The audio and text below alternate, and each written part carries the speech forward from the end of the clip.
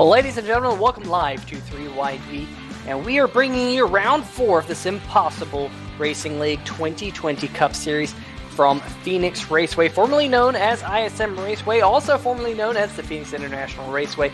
I am Peter Short, and joining me in the booth tonight is Carlos Acosta. And Carlos, this racetrack always puts on a fantastic show. Tonight we're running the version with the dog leg. I'm sure we're going to see a few cones killed tonight by Alan Capers, driver of the number 13 machine, but that dogleg is going to be a point for contention here tonight. It's going to be interesting to see who decides to make that dogleg work or not.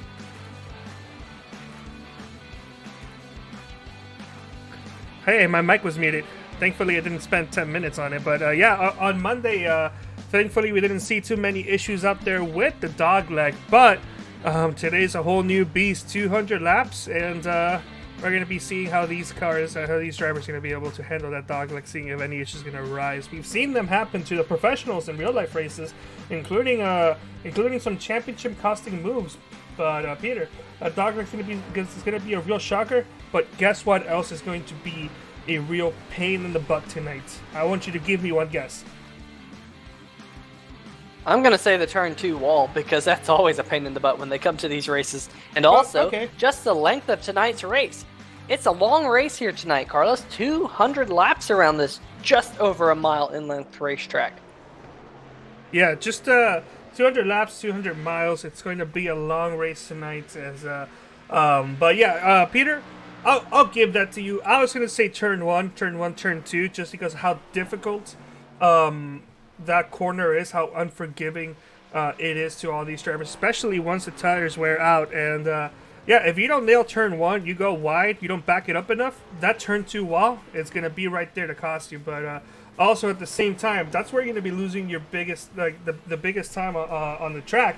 If you don't nail turn 1, that backstretch, it is a short track, but it's pretty long, and at the speeds you're going, if you don't get a good exit out that corner, you're going to be losing a couple spots. Absolutely, that's going to be something we're going to have to keep an eye on all night long. There's the number 45 machine, that's Eddie Hawks.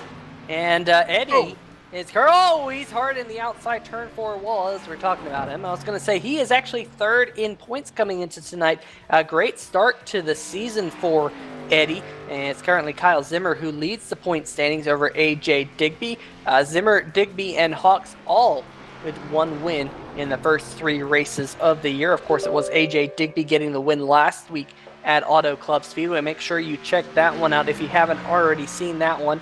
And there we see the number 80 machine, Kevin Cochran, going around the racetrack. Good looking paint scheme on that car, of course. He's supporting the cause for cerebral palsy. There he goes through turn number 3 and 4. Very unique racetrack, this one. Those bright blue walls. It's currently overcast. That's why it looks a little bit dark right now, but that should give the drivers a little bit more grip out there as this practice session is going to come to a conclusion. Checkered flag in the air. We're going to be jumping over into the qualifying session. And Carlos, what have you seen from the practice time so far? I haven't seen much, but it's going to be close for sure. We got a bunch of drivers running close enough lap times, but being fast is one thing. You have to be consistent at a track like this, especially when these drivers are going to be battling each other for such a long time. It's entirely possible we're going to be seeing a couple green flag runs in such a long race. It is a very long race, and this is a racetrack where things happen. They happen very, very fast. And, of course, these drivers only have a couple fast repairs in their disposal here tonight. There's the number 9 going around the racetrack right now. Coming out of turn number 4, Tim Masters is going to head to the line right here. Going to start his first of his 2 timed laps. Usually you want to get all of it on lap number 1 if you can with the fresher tires. There you see him fighting the wheel through turn number 1 and 2. A lot of steering wheel input down below onto that dog leg, as we saw right there. And you see the cones on entry into turn number 3. You got to watch out for those cones. Hard on that wheel, trying to get that number 9 machine turned left a little bit high enough out of the groove. We'll see if this lap time is a good one or not. There he goes to the stripe. You'll start to see those times trickle in on the left side of your screen right there. Tim Masters currently top of the charts. There's the number 3, Tanner Sharp. Got to keep an eye on him. He's yet to get to victory lane so far this year, but he is going to go top of the board with 27.683, Carlos. Yeah, pretty fast lap time for Tanner Sharp, and he's always somebody that wants to be up front all race and wants to win the championship. But Eddie Hawks has already gone ahead and posted a lap time that's far better by actually over a tenth of a second, as these guys are still getting their laps in all nice and fast. But something to also note is the weather, as it appears that the track conditions have changed a little bit. When we started qualifying, these guys were in the shade. Now the sun's coming out. This quickly, it may not make a difference, but under qualifying conditions, all those little things do end up adding up. Yeah, for sure. That little bit of sun that you're seeing right now as the track starts to brighten up will affect the grip level of these race cars. I'll tell you what, Carlos, we got a couple people in the chat that I want to shout out. Jennifer Henley saying good luck, drivers, and Nikki Worsler also saying good luck, everyone, and the Will Worsler Racing Machines, Tanner Sharp, Fernando Matos, and AJ Digby, as well as Nate Catilla. Got to keep an eye on those teammates here tonight, but we got a pretty good field here tonight, Carlos, including the number 8 machine of Gossett. Yes, we have a brand new driver, Tommy Gossett. Interesting story. Tommy was actually kicked from the server like 10 seconds into his first couple laps as a SimPossible Racing League drivers. As the kick wasn't accidental. The scenario was from what I believe, and this I wasn't there, so I can't actually say it happened 100%. But from I believe what happened from third-party witnesses and other accounts, is my reporting part here. Tommy accidentally pressed a button or initiated a hotkey that was usually something that he reserves for drivers that treat him badly during official races. So I'm not going to say exactly what it was. And so he posted that by accident.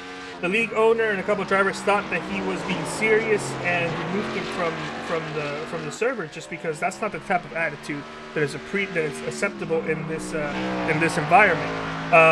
Unfortunately, maybe they should have waited a little bit, because Tommy got on the messaging applications and started saying that was an accident and he can't get back in the server. So they had to create a brand new server just for Tommy. So kind of lessons learned there from everybody. It's quite a funny story and a funny introduction to the racing league. But he's going to be joining us here for tonight, and hopefully we get to see him. So far, top of the board, got himself a very fast lap time. So we may see a brand new winner here tonight. Yeah, we'll have to keep an eye on that number 8 machine making his SimPossible Racing League debut here tonight on 3 Wide TV. And if you're in the chat right now, make sure you make yourself heard. Make sure you root on your favorite driver. And if you don't have a favorite driver, well, just root on all the drivers. How about that? And make sure to like and subscribe to 3 Wide TV if you want to see videos similar to this one, because I'll tell you what, we're broadcasting 3 nights a week right now, 4 nights a week, I should say. So make sure you don't miss out. In fact, we're coming up on a big race this weekend on 3 Wide TV. It's going to be the Northwest Tour presented by Joe's Racing Products season finale. That's going to be a great one.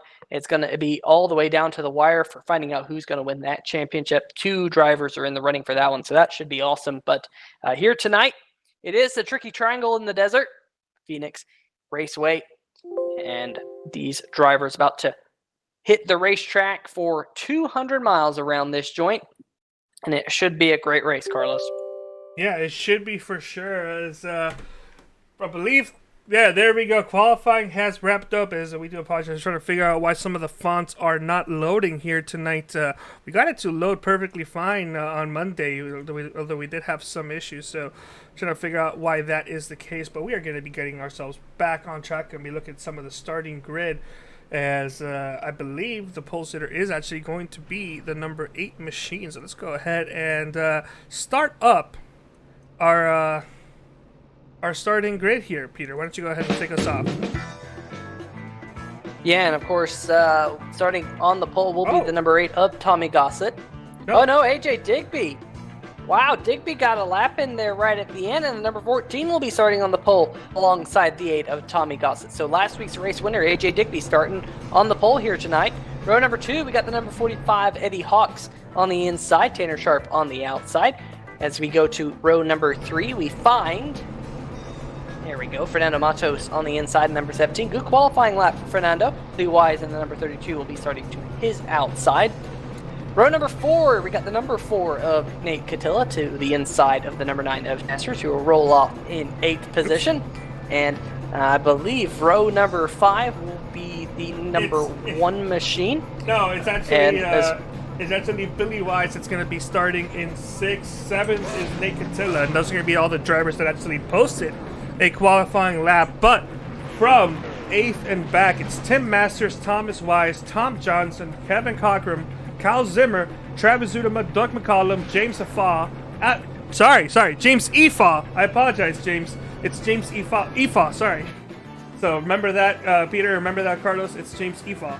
Alan Capers, Brian Lohead, and Johnny Berardi. Yeah, got to give a shout out to a couple other people in the chat. Will Worsler and Matt Brown also giving some shout outs. So hope you guys enjoy the broadcast here tonight. But Carlos, we're going set to go green.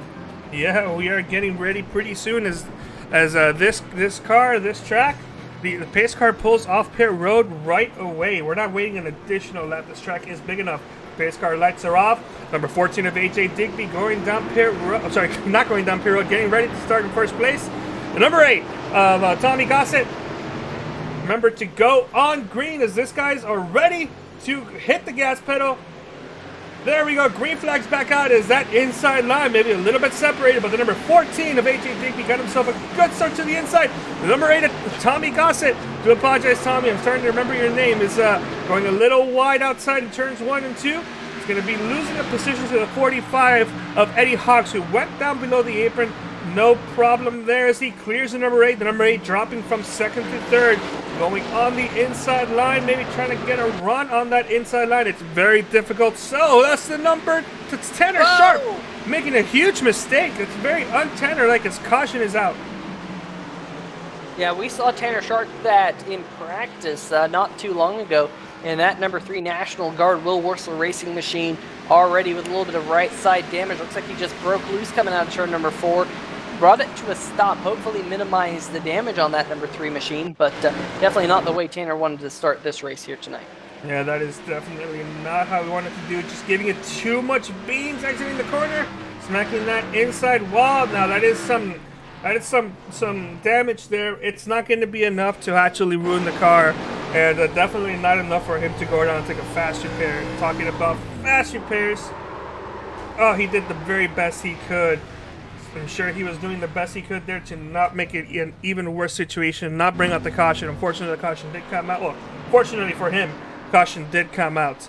Yeah, speaking on fast repairs, when SimPossible Racing League started, they had unlimited fast repairs, and then eventually started adding some restrictions on those fast repair usage to the point where last season was run on 4 fast repairs, and this season, the entirety of the season is being run on 2 fast repairs. So the drivers on Wednesdays, they struggle a lot more than the drivers on Mondays when they race on Mondays, just because Mondays are shorter races. You get in an accident, there's a good chance you can just repair that and probably not have to worry about it again.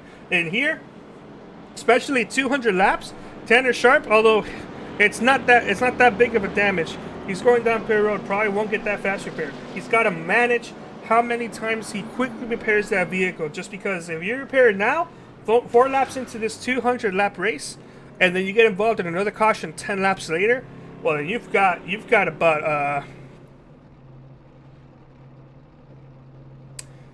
Carlos, have I mentioned I failed math? Your mic cut out a little bit. No, yeah, you know what? Yeah, my mic did cut out there. I actually said it exactly. I said it correct.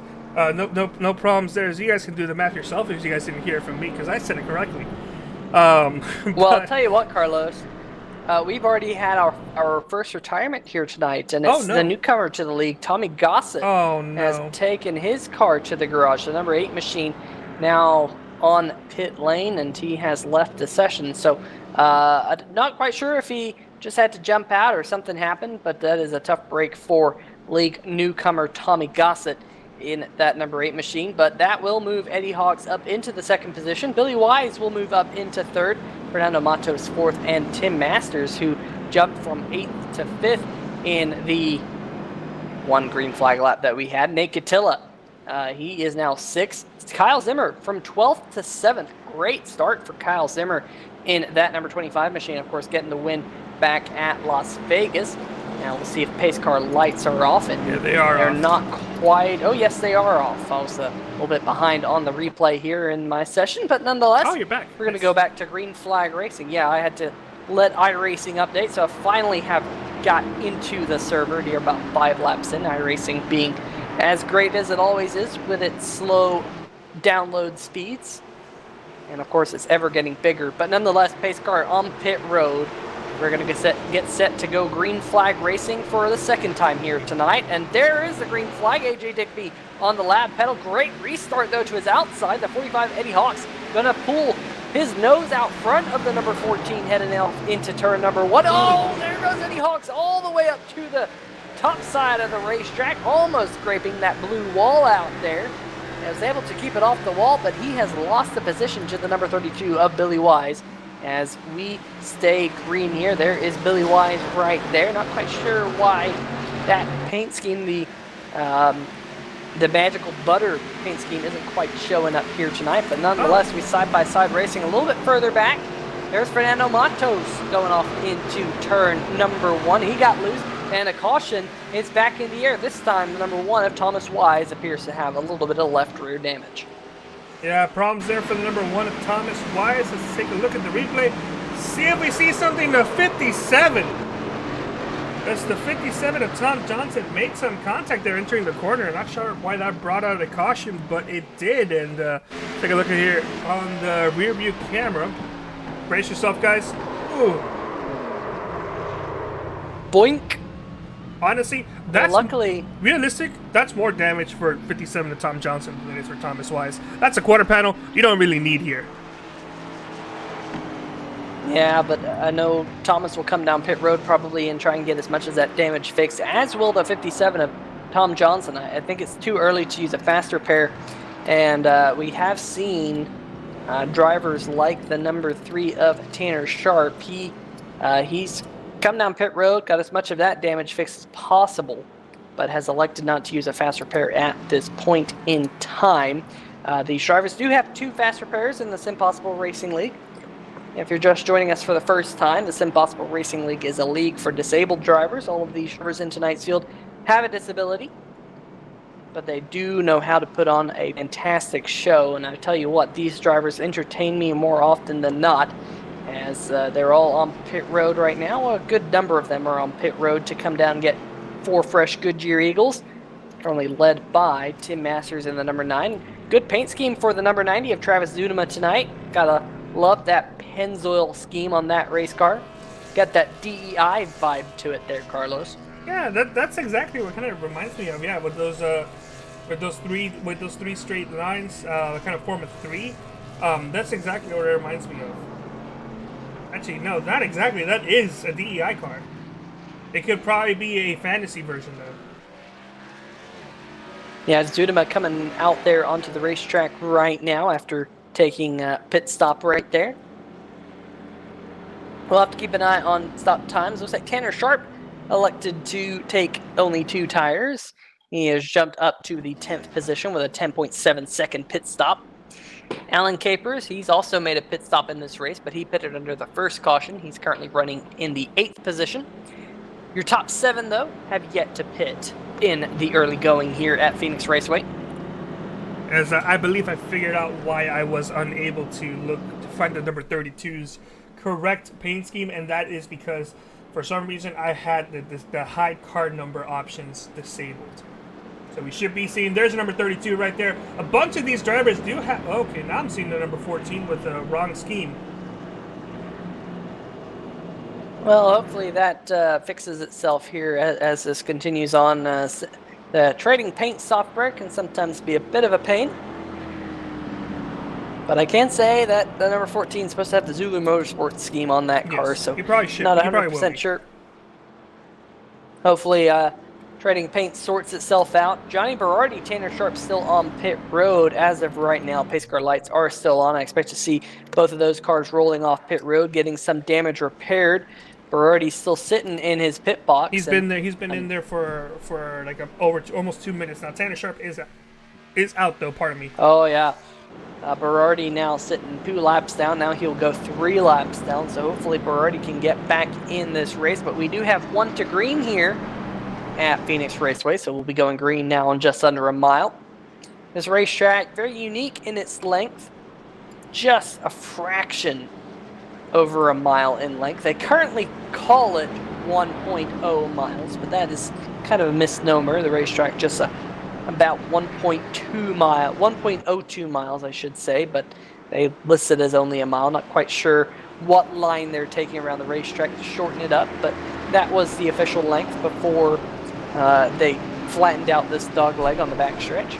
Johnny Berardi looks like he's made it back to pit road. They're changing tires on that 99, so hopefully he can get back out there on the racetrack. But I can tell you one thing that is no longer on the racetrack, and that is the Ford Mustang pace car about to go green flag, and there it is, green flag flying back in the air here at Phoenix Raceway. Great restart there by AJ Digby. He's able to hold off Eddie Hawks this time. Hawks got a fantastic restart last time, but unable to do quite as much from the third position, but he is side by side with Billy Wise. In fact, going to clear Billy Wise, and here comes the number 25 machine of Kyle Zimmer to the inside room.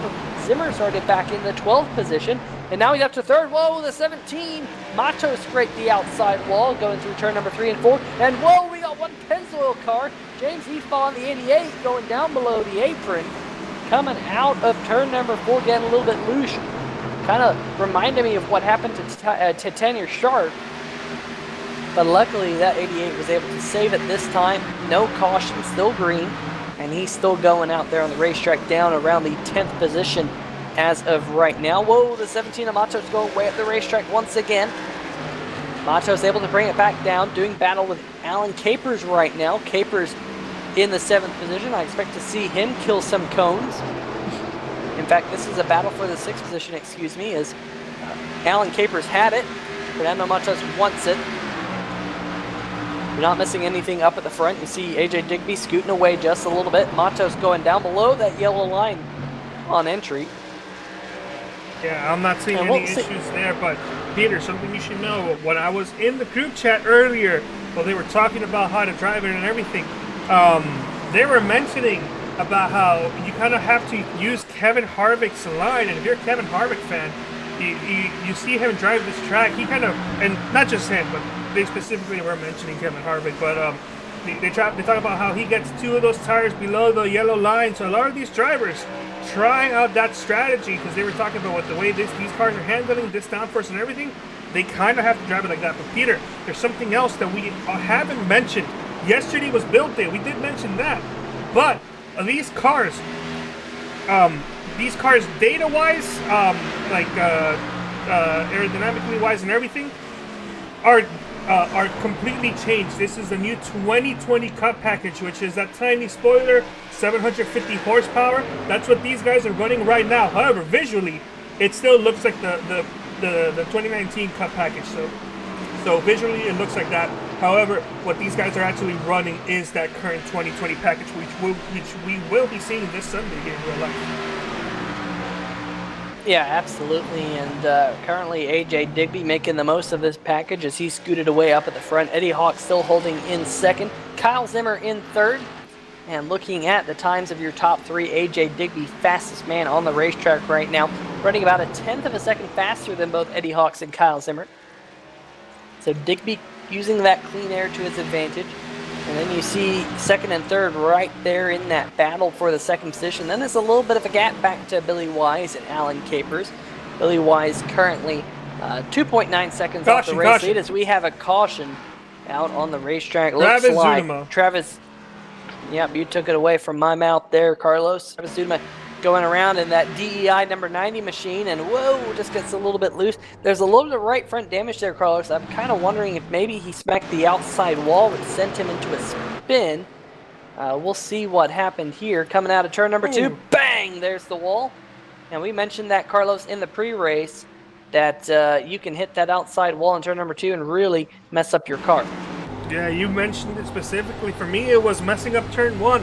If you don't get turn 1 nailed correctly, it can lead to that. It can lead to being slow on the exit of turn 2. It can lead to other kinds of issues.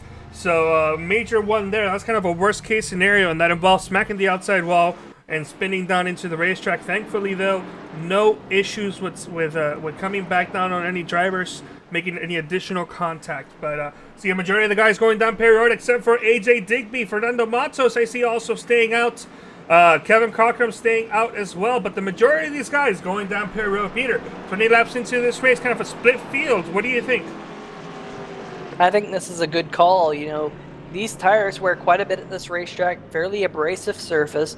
It's a very tight radius. You're cranking the wheel quite a bit at this racetrack, so you tend to eat through tires at this track. So I'm expecting to see some of these guys on the fresher rubber going to be able to charge through the field here once we go back to green flag. But currently, AJ Digby, number 14 machine, he's still staying behind the pace car, so he's one of the drivers who did not elect to come down pit road. Meanwhile, ooh, there's Tanner Sharp and the number 9 of Tim Masters doing battle off pit road.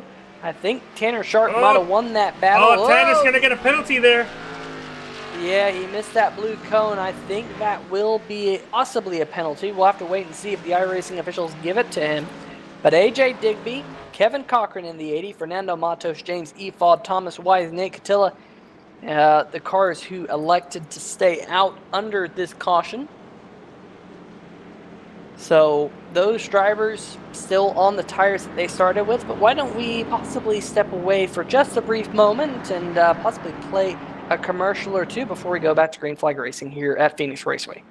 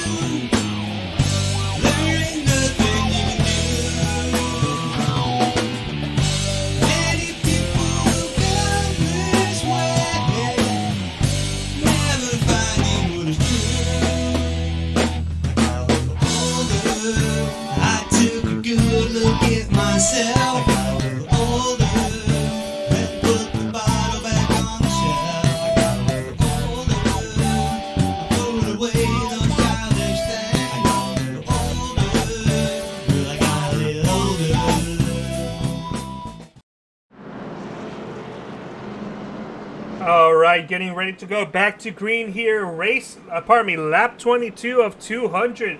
We've just completed 10%. Yeah, 10%. Okay, yes, I was correct. Yeah. See, I think that was correct. But yeah, 22 laps into this race so far. When we go back to green, it'll be 23 laps to go. Number 14, number 80, number 17, number 88 staying out on 22-lap old tires. Thomas Weiss in 5th place, staying out with 13-lap old tires. Nate Catilla, first car off pit road, 2 tires only. And then Eddie Hawks, Kyle Zimmer, Tanner Sharp, everybody else in back. 4 tires, pace cars off. We're about to go back to green here at Phoenix International Raceway, no longer called ISM. And green flag's back out. Number 14's in a cross-start finish line, no problem. Already clearing the number 80 Kevin Cochran. I don't believe this strategy is going to pretty much hinder the number 14 of AJ Digby, considering how well he's been running. But the other drivers in the back that may have older tires that were kind of running in the middle may suffer from a bit. But I'm really interested to see how these 2 tires are going to work with the number 4 of Nate Catilla. And I do want to apologize. Last week when I was talking about Nate Catilla's fantastic sponsor, I actually I was incorrect in the data and that they into what they were. This is actually we got a wreck on the front stretch. Sorry to interrupt you, Carlos, but a couple of cars around on the front stretch. Yeah, there you go. Travis Zuneman, the number 90. The one there, Thomas Wise. I saw Tanner Sharp going around. Looks like the 32, Billy Wise getting involved. Tim Masters possibly getting a piece of it right there. Oh, boy, that is a heavy, heavy hit. Oh, Zuneman coming in right at the end. Look at the number 13, Alan Caper, slamming on the brakes. Oh, looks like Thomas Wise got the outside wall, came back up into Tanner Sharp, nowhere for Tanner to go. It was on from there, about 5 or 6 cars involved in this caution, and it looks like Tanner Sharp, he will have to use a faster pair. I'm sure there's a lot of damage on that number 3 National Guard Will Warsaw Racing Chevrolet. My, oh my. Here you go, on board with Tanner Sharp. There's the contact with the outside wall. Comes right across the nose, and nothing Tanner could do. He's actually, looks like he's driving a modified out there right now because he lost the front grille on that number 3 machine. Lots of damage on the Magical Butter car of Billy Wise. Tom Johnson also got a piece of that in the DeWalt number 57 machine. There's the number 9 of Tim Masters. Looks like Masters got away with the least amount of damage, but he's going to come down pit road here. Eddie Hawks in the number 45 machine running in 7th. He was the first car in front of that melee. And there we go. All the cars involved on pit road as we speak. Yeah, a lot of early damage here for these guys. Which kind of begs the question: is how much damage can these guys take before they kind of have to go and take a fast repair and then kind of repeat the same situation if the pattern is going to continue here? 26 laps into this race, I believe we are on our 3rd or 4th caution. So these guys need to ease back up a little and try to remember how many laps there are, just because they only have so many fast repairs to go. You don't want to waste them in the first half of the round. Not even in the first half. You don't want to waste them in the first 3/4 of the race, Peter. You have to make sure you have them at the end. Best case scenario, you don't spend them, but you just have to make sure you got them and try to avoid these situations where you can get involved in an incident there.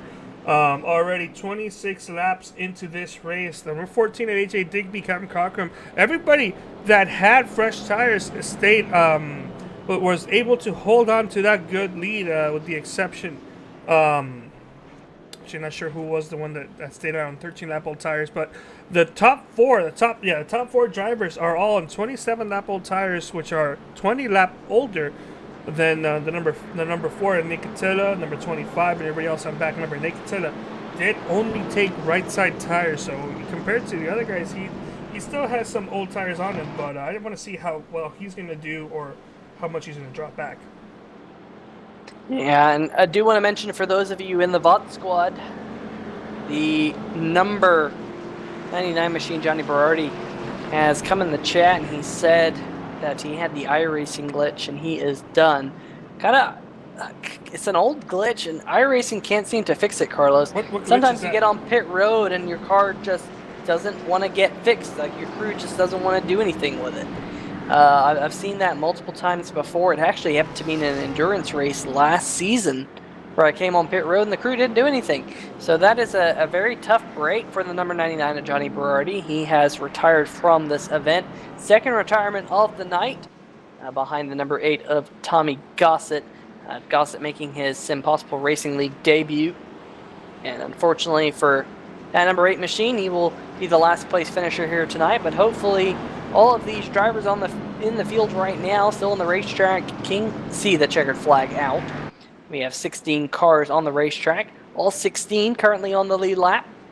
Number 33 of Doug McCollum currently sitting on pit road, however. Looks like he is going to be scored, possibly the last car on lead lap. But as I say that, Tanner Sharp has elected to use a fast repair, and he has rejoined the racetrack with that fast repair. He will be down in 18th position. So, Carlos, we've only completed 12.5% of the race, actually a little bit more than that, 13.5% of the race, but already a couple of accidents, a lot of action. We'll have to see if this green flag run that we get right here, they kind of settle down, but pace car on pit road, we'll find out here shortly, because the number 14 of AJ Digby on the loud pedal, and he's going to be the first one to the stripe, racing the number 80 of Kevin Cochran to his outside. And that number 14 going to dive it off into the corner. Looks like Cochran going to back up turn number 1 just a little bit to slot in behind the number 14. And we're pretty much side by side, almost all the way back behind them as they start to sort things out here through the dog leg on the back stretch. There's the number 17 of Matos. Matos going way up the racetrack once again. It's not the first time we've seen that out of Matos here tonight. Doing battle with the number 4 of Nate Catilla to the inside. That Catilla clears and coming out of turn number 4. Move Catilla up into the 4th position. Oh, caution. And we're back under caution here. And we got the number 1 and the number 90 cars around. Oh, the number 13 of Alan Capers involved as well. We'll have to see what happened here. Going off into turn number 1. Oh, contact between the 90 and the 13. Thomas Weiss getting involved there. Whoa, that's a hard hit for the 13 of Capers. Now what he wanted to have happen, he luckily hadn't used a fast repair, I don't think, so he still had 2 in his back pocket. But this one's going to be a little bit more damage than that last accident that we had. But we're back under caution here at Phoenix Raceway for, I believe, the 4th or 5th here tonight. Carlos here in the early running. Yeah, well, let's not worry about the precautions. The only thing I'm concerned about is that these drivers, especially the ones that get caught up in incidents, like we saw there with the one. It's not the first time he's been caught up in an accident that he hasn't created. So I'm mostly concerned about who has how many fast repairs remaining, because worst case scenario is we get halfway and we only have a couple cars driving, with the rest trying to get their engines repaired. So that's something that these guys are aware about. They're doing their best, but as these guys go on, they have to take care of their cars and see if they can be there at the end. It's entirely possible that the person who wins this race may not even have the fastest car all throughout the race. Oh yeah, for sure, and we'll have to see how this all pans out. There is the number 32 machine, Billy Wise, Magical Butter race car. Glad I was on the able screen to get right those there things briefly. fixed. There he is. Yep, there you can go. You can see that paint scheme now. I think you can see the number 14 as well. I think AJ Digby's scheme finally sorted itself out. So Trading Paint's catching up with us. Yeah, I also got the actual fonts to work properly now. I'm not sure what's going on there because the fonts are installed, and it seems like I have to, once I open up ATV, I'll have to close it back up and reinstall the Kimberly font. So I hope that that's actually not an issue that's going to be repeating itself, because that will probably get annoying. Yeah, the Kimberly font, of course, the font that we use here for 3-Wide TV. But base car lights are back on. Let's see if we can highlight the biggest movers of the race so far. And the biggest mover of the race is the number 88 of James Efall. Started this race in the 15th position, now running in 3rd in that bright yellow Pennzoil number 88 machine. Got Marines on the back. Good looking paint scheme. Reminds me of the Joey Logano, and I think even Kevin Harvick might have run a scheme like that before Pennzoil were pulled from that car. There you go. You see that number 88. Pretty good looking paint scheme, I do say so myself. I think it's I believe this is Joey Logano's style, because I believe with Kevin Harvick, he didn't have like things like that. It was mostly just base colors. Well, I think he did run a scheme like that once, possibly in the All-Star race, perhaps, or maybe at Las Vegas before Pennzoil pulled that scheme off of the. Pennzoil went over to Penske in the number 22 machine. I think that actually might be a replica of Harvick's paint scheme, but I might do a little bit of research here under this caution and possibly find out for sure for you guys listening in the chat, guys and gals. We got Tanner Sharp's mom in the chat, saying Tanner's going to get back up there, up near the top, and Nikki Worsler agreeing, and currently Tanner being involved in a couple of accidents here in the early going, but don't count out that number 3 machine. Yet to get to victory lane here in the Cup Series this year in the the SimPossible Racing League here on 3-Wide TV. Wrong league, but right name there. As pace cars get ready to pull off here. Tanner runs the 3-Wide Racing League as well. Yeah, same here. We had a fun Grand National race here on Monday. Unfortunately, I got wrecked out, but it was a blast. Nice change of environment. We got some people that were very toxic removed, so it's a nice chill season right now. And just to back myself up, Kevin Harvick did run a Pennzoil Ultra paint scheme that looks just like that. Oh, okay. Got the green flag back in the air here at Phoenix International Raceway, or Phoenix Raceway as it's called now, and James Efall in the number 88 machine trying to follow the number 14 of AJ Digby through to the 2nd position. He does so slide Kevin Cochran back to 3rd, Efall into 2nd. 3rd position currently held by Fernando Matos, but Matos got a shot down the backstretch from the number 4 of Nate Catilla, and now he has a little bit of rear end damage on that number 17 Will Worsler Racing machine. They're really, really close. There you can see a little bit of front damage on Nate Catilla's car as well from that contact last lap. It happened right through the dogleg, and Carlos, we mentioned in the pre-race that dogleg is going to be a spot of hot contention between these drivers. You see them jumping all the way down there below that dotted yellow stripe. Whoa, look at Matos. Get completely slideways on entry into turn number 3. Maybe a little bit too much brakes. And unfortunately for him, he's going to lose the spot. Eddie Hawks saying, sorry guys, he is going to be out tonight, and he didn't want to wreck anyone. So Eddie, tough break. You had such a good run going here in the early going, but that number 45 machine will go to the garage and park. Whoa! Contact there, possibly, between the number 80 and the number 4 of Nate Catilla. It looked like it on my screen. Whoa! Catilla slideways coming out of turn number 4. My oh my, these race cars starting to get a little bit slippery out there. Here, as we're now 37 laps into the running here at Phoenix International Raceway. There you can see the race temperature, the track temperature, 95 degrees Fahrenheit. Not the hottest we've ever seen, but definitely hot enough to make these race cars very, very slick. And we've seen that a couple times tonight by a couple of drivers, but we have a side-by-side battle for the second position. Third place. Oh, third place, yeah, excuse me. Yeah, battle for third place here. Yeah, it's number 25. And Kyle Zimmer tries to go by. It actually does go by Kevin Cochran. So Kevin Cochran is going to drop from third to fourth here as Nate Catilla there with the legendary Wolves Game sponsorship number 4 machine doing his best at it. To be running up front. And I'll tell you what, Nate Catilla has been doing a fine job these last couple of weeks, doing the best he can to run some competitive races. Some races hasn't gone his way, but I can say this about Nate. He's been up front pretty much every single race this year, which is a fine, an amazing improvement compared to the previous year, as I believe, as a number 25 of Kyle Zimmer trying to go by underneath the 88. Yep, I mean, that number 25 machine is on rails right now, and he's going to slide through into the second position. Bad news for Kyle is he's about almost 3 seconds behind your race leader. There you go, at 2.633 down there in the bottom left-hand corner. But the good news is he's actually been faster than AJ Digby, and I think that's due to the fact that he has fresher tires, Carlos. Currently, that number 25 machine, fastest car on the racetrack last time by. And we'll have to see whether or not he can close in on Digby here. Remember, Digby hasn't changed tires yet in this race, as we close in on the quarter race distance here at Phoenix Raceway.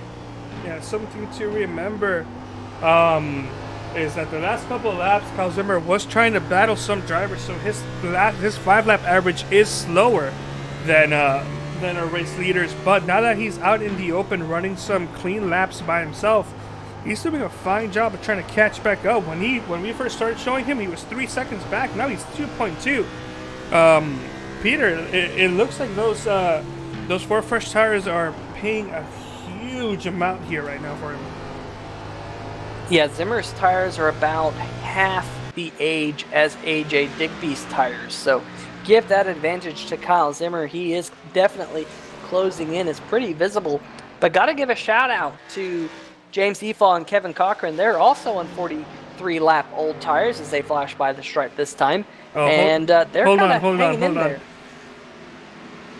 Okay, never mind. I was going to say, Johan, that's Fahrenheit, not Celsius, because I couldn't remember if it actually said Fahrenheit. So I just wanted to make sure, and I was going to call you up, but I guess I'm the one that has egg on my face right now because it does say Fahrenheit. For race conditions, it isn't as hot as we usually see, but it's still pretty toasty out there. Tires are slick, and the sun's back out. I don't know if you have noticed a change in the color, as it's starting to look more and more like a desert right now.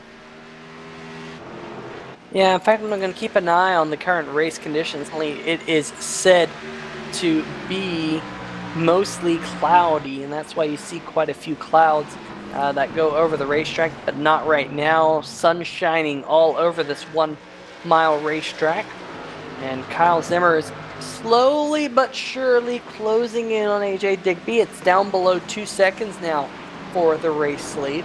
The third position, James Efall in the 88. He's holding a pretty significant advantage over Kevin Cochran. Nate Catilla in fifth. Whoa, the number 80 machine just disappeared. There he goes. He's finally back out in the racetrack, having a little bit of connection issues. But one person I want to keep an eye on, Carlos, is the number 3, Tanner Sharp. His mother's in the chat, making herself heard. And Tanner about to make a move here on the 32 Billy Wise coming down the front stretch. In fact, he does make that move down there on the inside groove. So Tanner Sharp now in the 7th position. He's not all too far behind the number 17 of Fernando Matos right there in front of him, a Will Worsler Racing teammate. You see the number 80, Kevin Cochran, up in front, having some action issues right in front of Nate Catilla in the number 4. Wow, look at Tanner Sharp gaining so much time coming out of turn number 4 on Fernando Matos. Ooh, Macho's a little bit squirrely. I gotta say, Carlos, one thing I've noticed out of Fernando, he's very, very quick through the corners, but he's kind of struggling on entry, breaking that car loose. And I think that's kind of slowing him down right now. I gotta say, if you're Fernando Machos, just gotta be patient, back up your corners just a little bit.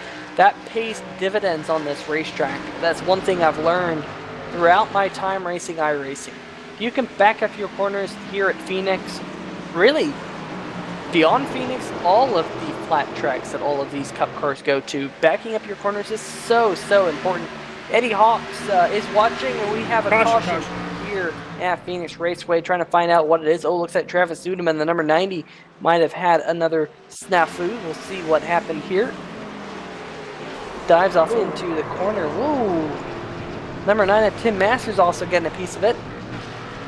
I'm quite sure if Zudema there just missed his king point a little bit, or if that number 9 just slowed up a little bit more than he expected on entry. Ooh, riding on board with the number 9 of Masters. Good save there by Masters to keep it off the wall, kind of keep it going straight. Kind of surprised that brought out a caution. He didn't have a very high skew angle. We'll see this once again. There's the number 90. Boop! Good save by Tim to get any further damage. Unfortunately, it looks like Zuda might have scraped the wall just a smidgen. But Eddie Hawks in the chat saying, I'm watching, fellas. You got a bunch of these drivers going down pit road right now as it appears AJ Digby's strategy has worked out for him. Oh, yeah, look at that. Tanner lead. Sharp stayed out. That's an interesting call there, Carlos. He had 17 laps on those tires, and I think most of those laps were green flag laps. We'll have to see how that works out for Tanner, but he will get a lap lead. AJ Digby in his pit box. Looks like everyone but the number 3 machine on pit road right now. Tanner Sharp and that National Guard Will Worcester Racing machine taking the lead here, and we'll see who wins the race off pit road. AJ Digby by a mile over the number 25 of Kyle Zimmer. So Zimmer making his second pit stop of the night.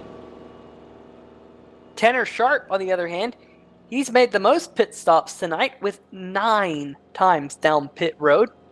Maybe that's why he's decided to stay out there, Carl. Well, as I say that, he's going to dive down pit road as well. So this will be his 7th trip down pit road, 45 miles an hour. What? How'd you go from 9 to 7? Did I say 7? I meant to say 10. I don't know numbers. 1, 4, 5, 6, 7, numbers. 10. Well, anyway, Tanner Sharp on pit road for his 10th time here tonight. Well, we're going to go ahead and take a quick break, and we'll be right back once again for some more green flag racing.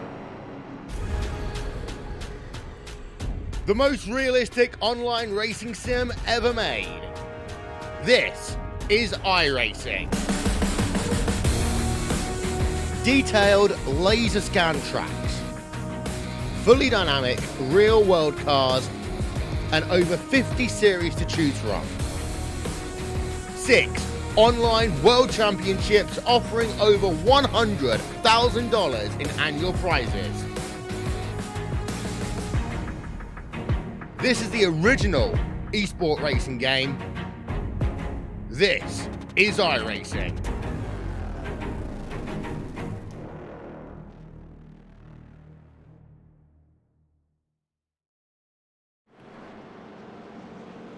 All right, we are back once again. 1 to green here. You're about 1 minute away before we actually go back to green here. For 54 laps into this race, when we cross the line, almost a quarter of the way there, Peter. As this race so far has had pretty high caution count, but towards the end of this race, we're going to be getting some more green flag runs. As I expect this one to go just a little bit long here in green flag runs. It's possible that we can see some pit stops. Remember, 67% fuel maximum here compared to what these guys normally run. So they'll be able to run just a little bit longer than normal, but still, it's there'll be a lot of laps before these guys do go down their road. Yeah, we'll have to wait and see. Hopefully we can get a little bit longer green flag racing in here. Green flag run, I should say, as the pace car now on pit road. And the green flag in the flagman's hand. There we go. It's unfurled, and we're back to green flag action. We do have one car at the back. That's Thomas Wise, kind of sporting a modified look. There he is. Got quite a bit of damage on that Wise Guy's machine, unfortunately, as he's going through turn number 1 and 2. Oh, no. Coming out of... Oh, what's up, Carlos? I'm seeing Fernando Matos might be having some connect. There he is. He's back on track. He was off for about solid 30 seconds and just popped right back in there when I started talking about him. But glad to see Fernando's back. Dropped a couple spots there just to be kind of courteous in case he popped back up in the middle of the racing action.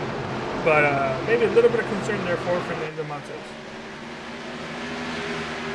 Yeah, and Matos there below the apron right now, trying to do battle with the Cone Killer himself. Alan Capers in that bright purple and green Next Level Racing Toyota Camry. There he goes, going through turn number 4, and I believe we do have driver of the number 45 machine. He told me to check the TS waiting room, and that is Eddie Hawks. And Eddie, unfortunately unable to get to the checkered flag here tonight, but he had a really fast race car. What's it like out there on the racetrack right now for these drivers? Yeah, it was pretty slick on the new tires, but once you got a little bit of heat in them, it actually handles pretty well.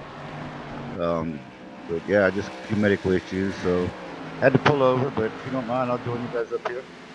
Oh, that'd be a blast. Yeah. I can go ahead and take a break and man the cameras like I should do properly. Yeah, there you go.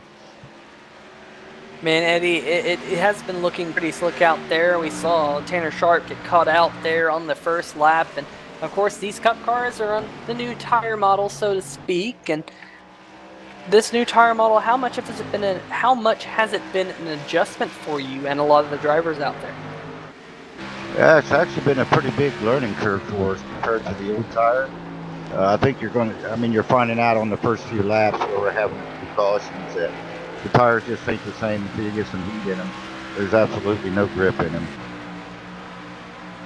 Yeah, it definitely takes a certain skill level to get the most out of the cold tires when they're so slippery like that. Alan Capers in the number 13 machine, he's making good use out of them as he just got around the number 80 machine of Kevin Cochran and moved up to the 5th. We rode on board with him as he now tries to close in on Nate Catilla. But it's a long race here tonight, Eddie, and I know a couple of drivers were talking about it kind of in the pre-race, just how long of a race this was going to be. How do drivers in the SimPossible League approach long races like this? Well, quite a few of us do a lot of practices during the week and kind of tell what the car will do on the long run. You know how many laps, what the tires do. If you could take 2 tires, 4 tires. So what's really made the league fun is reducing the fuel load is made you have strategy, like do you take tires or not. So it's made the races way more interesting for us. Yeah, it definitely has. It's been interesting to see the impact of that this season in the SimPossible Racing League. But speaking of that point, you probably know better than I do. What's the fuel window for these drivers like tonight? You know, actually, I don't know that. I just got back from the doctor, so I never got a chance to do much practice in it, so I don't know the actual fuel load. Well, it's going to be interesting to see, especially if we get a long green flag run, as Nate Catilla and Alan Capers continue to do battle here coming out of turn number 4. We're right on board right now with Kyle Zimmer trying to close in on your race leader, driver number 14 of AJ Digby right in front of him. Yeah, Kyle's catching him pretty quick, and unfortunately, if it goes green, AJ has to pit. And Kyle's going to be able to run a few more laps. Be interesting to see if he comes in with him or if he's going to stay out a little bit.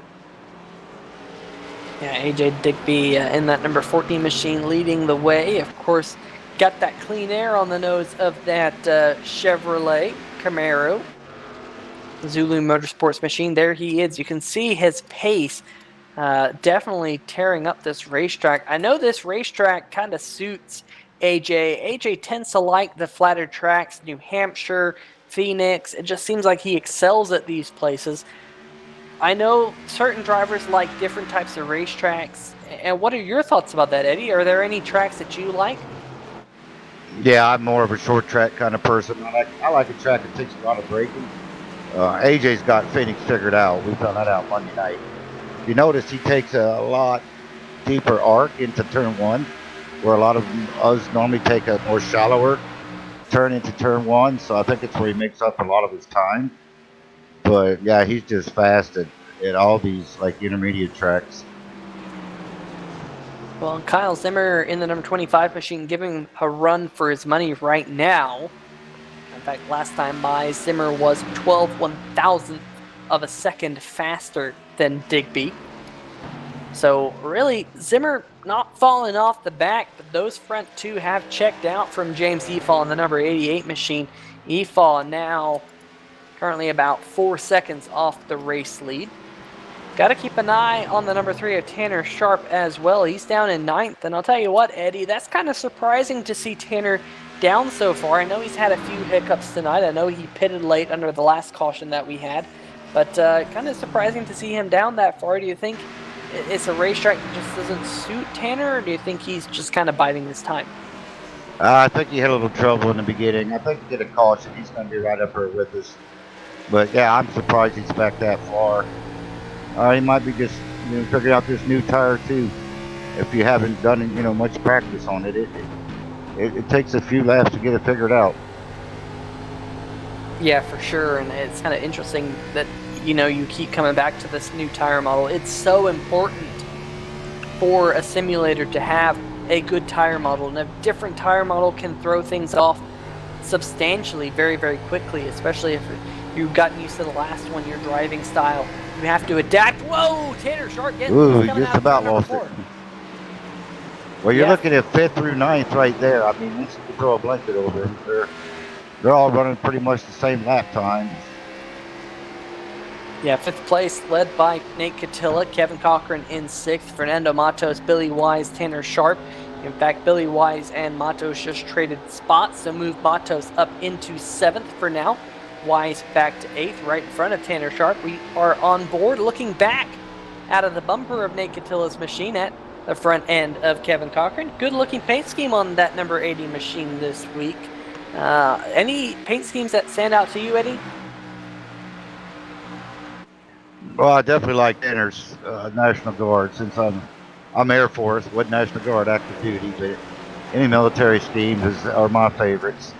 But Nate's got a beautiful car. Yeah, gotta say, I'm waiting for that Thunderbolt scheme, the A10 Thunderbolt scheme on that number 45 machine to reappear. Good looking paint scheme that you had last year here in the SimPossible Racing League. Yeah, I switched to the Ford this year because I joined the Protege team, and they're all running Ford, so I'm finding a painter because all of my other ones were in the Camaros. But you'll see it back out here shortly. I love that paint scheme. It's an old throwback from the Flying Tigers. I worked on the A10s that had the action teeth on them when I was over in Italy.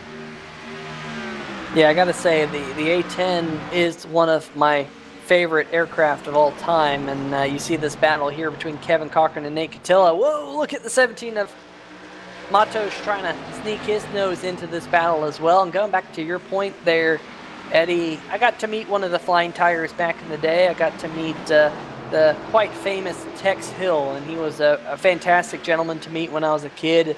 Got to go over to his house, and he was a wonderful person. I remember I was probably only about 7 years old, and he put cartoons on for me, and I thought that was pretty cool back in the day. This old war hero from World War II, Flying Tiger ace, and puts on cartoons for me. And of course, that Flying Tiger scheme has become famous and continues to go on aircraft to this day as Tanner Sharp dives to the inside of Matos. So very, very cool to hear that. Thank you for your service personally, I gotta say. And also very, very cool that you got to work on A10s. I got to meet an A10 pilot fairly recently as well, so that's pretty cool to see that. Oh, that's really cool to actually get to meet a real ace. But yeah, I play radio controlled airplanes, and my favorite is the P-51 Mustang with the teeth on it too. And on my bucket list, I'm gonna get a ride in a P-51 one of these days. I flew in an A10 and an F4, but my goal is to get in a P-51. Yeah, I gotta say, being in a P-51 would be absolutely awesome. I know there's people like the Commemorative Air Force who put together those rides, and To get to do that would be extremely awesome. I know it's kind of on my bucket list as well to get to ride in one of those Warbirds, but we have some good battles out there on the racetrack, not going to deter away from what's going on right now. This is the battle for the race lead. Yeah, the first is pretty much checked out, but Allen's caught James. I mean, they're all starting to catch back up to each other now. So you're looking about what third through ninth, all getting together. In fact, Alan Capers has dove to the inside of James Efall, and Alan Capers killing the cone way like down he does. Yeah, there he is, and he will take third position. So move Capers up into third, Efall back to fourth. We go on board on the 3-wide TV read coming out of turn number 2. Watch this. There's the cone. Boom! There goes the cone, just like that. And Capers now in the third spot, killing cone. That's what he wants to be doing down there on the inside line. It's a good job by It can Capers. be a little dangerous down there, though. You got to really watch it. They've got enough laps on there now. It's off some of the dust. It was really dusty earlier, so it was really hard to go down there. Yeah, I was going to ask about that. You know, how difficult is it to go there on the apron through the dog leg, especially on fresh tires when those tires are cold? Yeah, fresh tires, and like I said earlier in the track, and a lot of dust down there. So yeah, you could get loose really easy. But I think it's got a little more rubber on the track. I think the track might have cooled down a little bit. It's overcast now, so I think they're finding a little bit more grip out there. Yeah, we got the 66 of Brian Lowhead currently coming down pit road. He's from the 13th position, and this might open up the round of pit stop here, Eddie. I know they have a smaller gas tank, so maybe Lowhead kind of using this opportunity to come down pit road, split the strategy just a little bit amongst some of the other drivers, and see if he can find something that works here, here in the early-ish going. We're not quite yet to halfway. Yeah, we normally, a regular race would be 18.7 gallons. We're only running 12. Yeah, so that's a pretty significant loss of fuel that we're running as we have a side-by-side battle for the race lead. Your race leaders have caught a little bit of lap traffic with the number 9 of Tim Masters. We'll have to see how this plays out. But Digby going to go to the inside of Masters going off into turn number 1. He's going to hold off the 25 of Zimmer, at least for now. But here comes Zimmer, gets a good run coming out of turn number 2.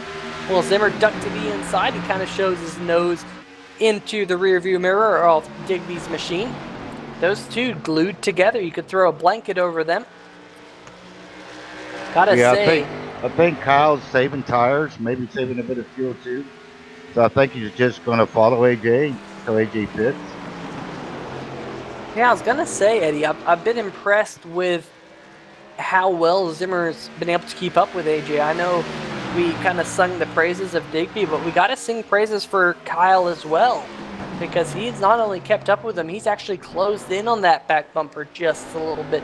These two guys really showing the field how it's done here around this tricky triangle of the West. Yeah, on the Monday night racing the B car, that's how they ran first and second. Kyle got in the wall a little bit on the very last corner, finished third, but yeah, these two, they've got this track figured out for sure. Tanner Sharp in the number 3 machine, he has now made the move into the 6th position. He's got around Nate Catilla. In fact, he's doing battle with James Efall right now for 5th.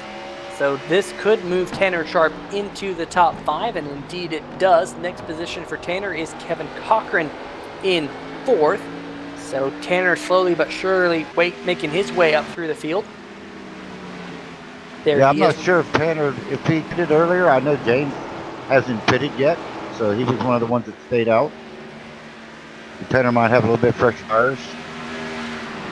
Based on the data that I have, both Tanner Sharp and James Efall pitted about 33 laps ago. So Tanner Sharp has 1 lap fresher tires, but I think that's because he decided to stay out and lead a lap under caution. But, they probably pitted when I pulled in. Yeah, sorry about that. Yeah, Tanner Sharp, 13.2 seconds off the race lead, though. So he has a long way to catch up to AJ Digby. James Efall just got away sideways coming out of 2. And maybe we're starting to see those tires start to go off on some of these cars, Eddie. I don't know how long of a run you got to do in practice or whatnot, but it seems like these cars are a struggle in the first 2 or 3 laps, and then they kind of sort themselves out, and Efall, whoa, sliding once again. I think really these tires are starting to give way on a couple of these cars out there.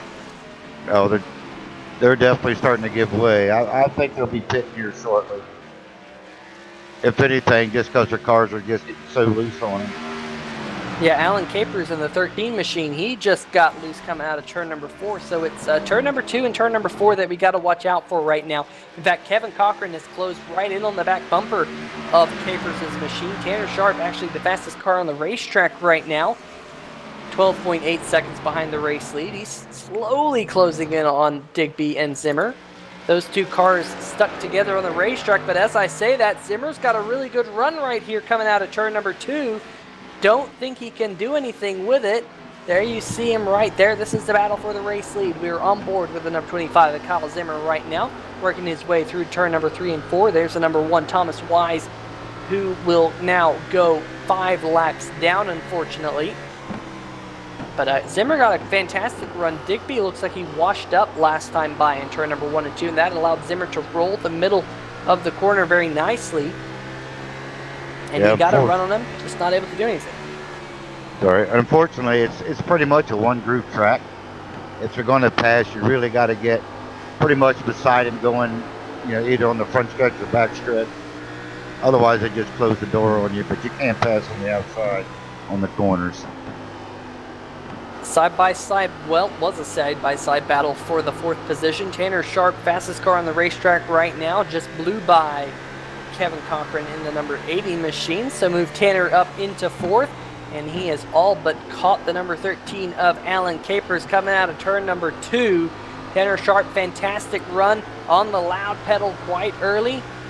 Looks like Tanner Sharp is going to take the 3rd position here shortly. They're still riding on board the number 25, looking at this battle for the race lead, but there is a good battle for 3rd right now. Here we go. There you can see that battle. Sharp really closing in on the 13 of Alan Capers over the last 5 laps. In fact, looking at the last 5 average, Tanner Sharp is actually about a 1/10 of a second per lap faster than AJ Digby's, but that is kind of contingent on how fast he can get around the 13 of Alan Capers. Capers is the 4th fastest car on the racetrack. But as I say that, looks like he got loose coming out of turn number 4. Give that spot to the number 3 of Tanner Sharp. So the 3 machine is in the 3rd position in that National Guard Mountain Dew Will Worcester Racing Chevrolet. So yeah, I think Tanner might have been saving some tires early on, because he's really picked it up now. Yeah, I have to agree. Whatever he's doing, definitely saving tires, because like I said, fastest car out there on the racetrack. We'll see what he does this time. This time about 1/2 faster than AJ Digby. The only problem is he's 12.5 seconds behind that race lead. And here is that race lead battle. Still nice red hot between the 14 and the 25. I'm just impressed that these 2 drivers can run together lap after lap here, Eddie. I know there's still a long way to go. If you're the number 25 of Kyle Zimmer in this spot, you're just going to be patient and ride behind Digby? Yeah, I think he's just being patient. There's no sense in trying to race him hard or try to get around him. He's still not even halfway yet, so we still got over 100 laps to go. Now you see the number 13 of Alan Capers and the number 9 of Tim Masters almost having it coming together. They're able to keep things sorted out, nice and clean.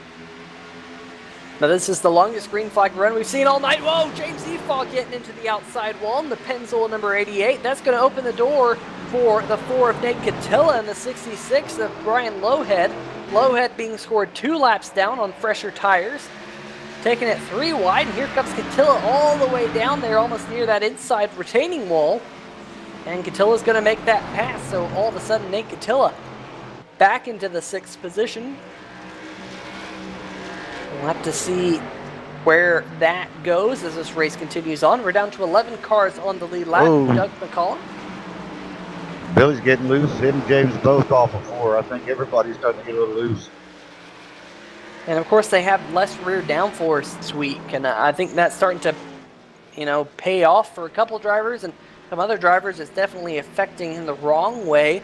Fernando Matos in the number 17 on pit road right now. So with Matos hitting the pit road, I kind of expect this to kind of open the pit cycle.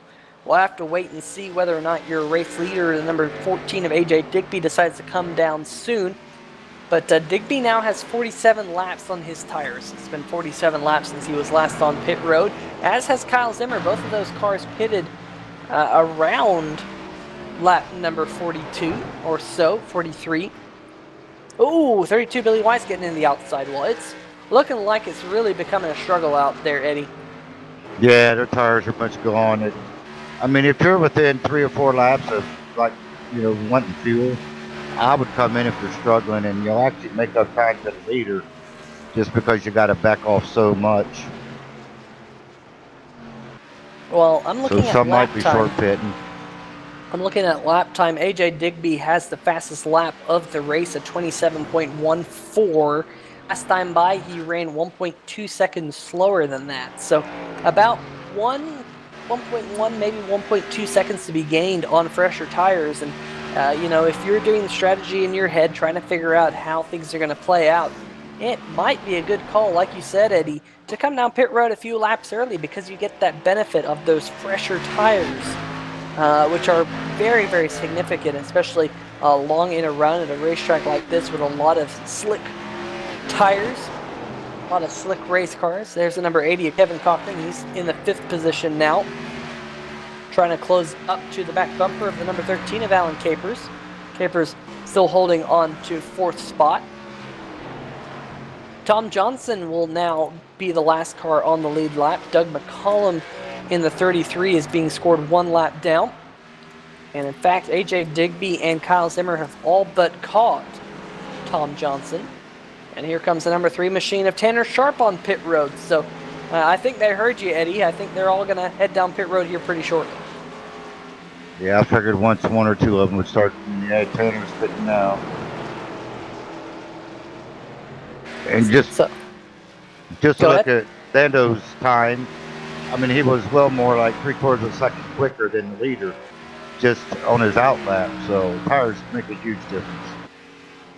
Yeah, and of course, once those tires heat up fully, I'm sure he will be, a little bit more than that. You see him trying to run that yellow line a little bit, that Kevin Harvick line that we mentioned a little bit earlier in the show. There's the number 3 of Tanner Sharp. Tanner's going to drop back a couple positions here, but once it all cycles out, I'm sure he will gain those spots back and possibly more. There's Digby. Now, Digby's pulled out here to about 3/4 of a second race lead over Kyle Zimmer, really got stretching the 4 things on pit out. road. Oh yeah, number 4, Nate Catilla on pit road. There he is.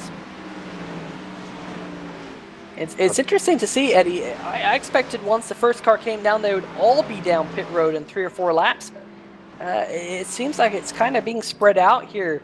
Kind of a lap or 2, a car comes down pit road, a couple laps later, another car comes down, another few laps later, another car comes down, which is kind of surprising. I expected to see just once the floodgates open, they all come down, although as I say that, here comes James Efall in the number 88 Pennzoil machine.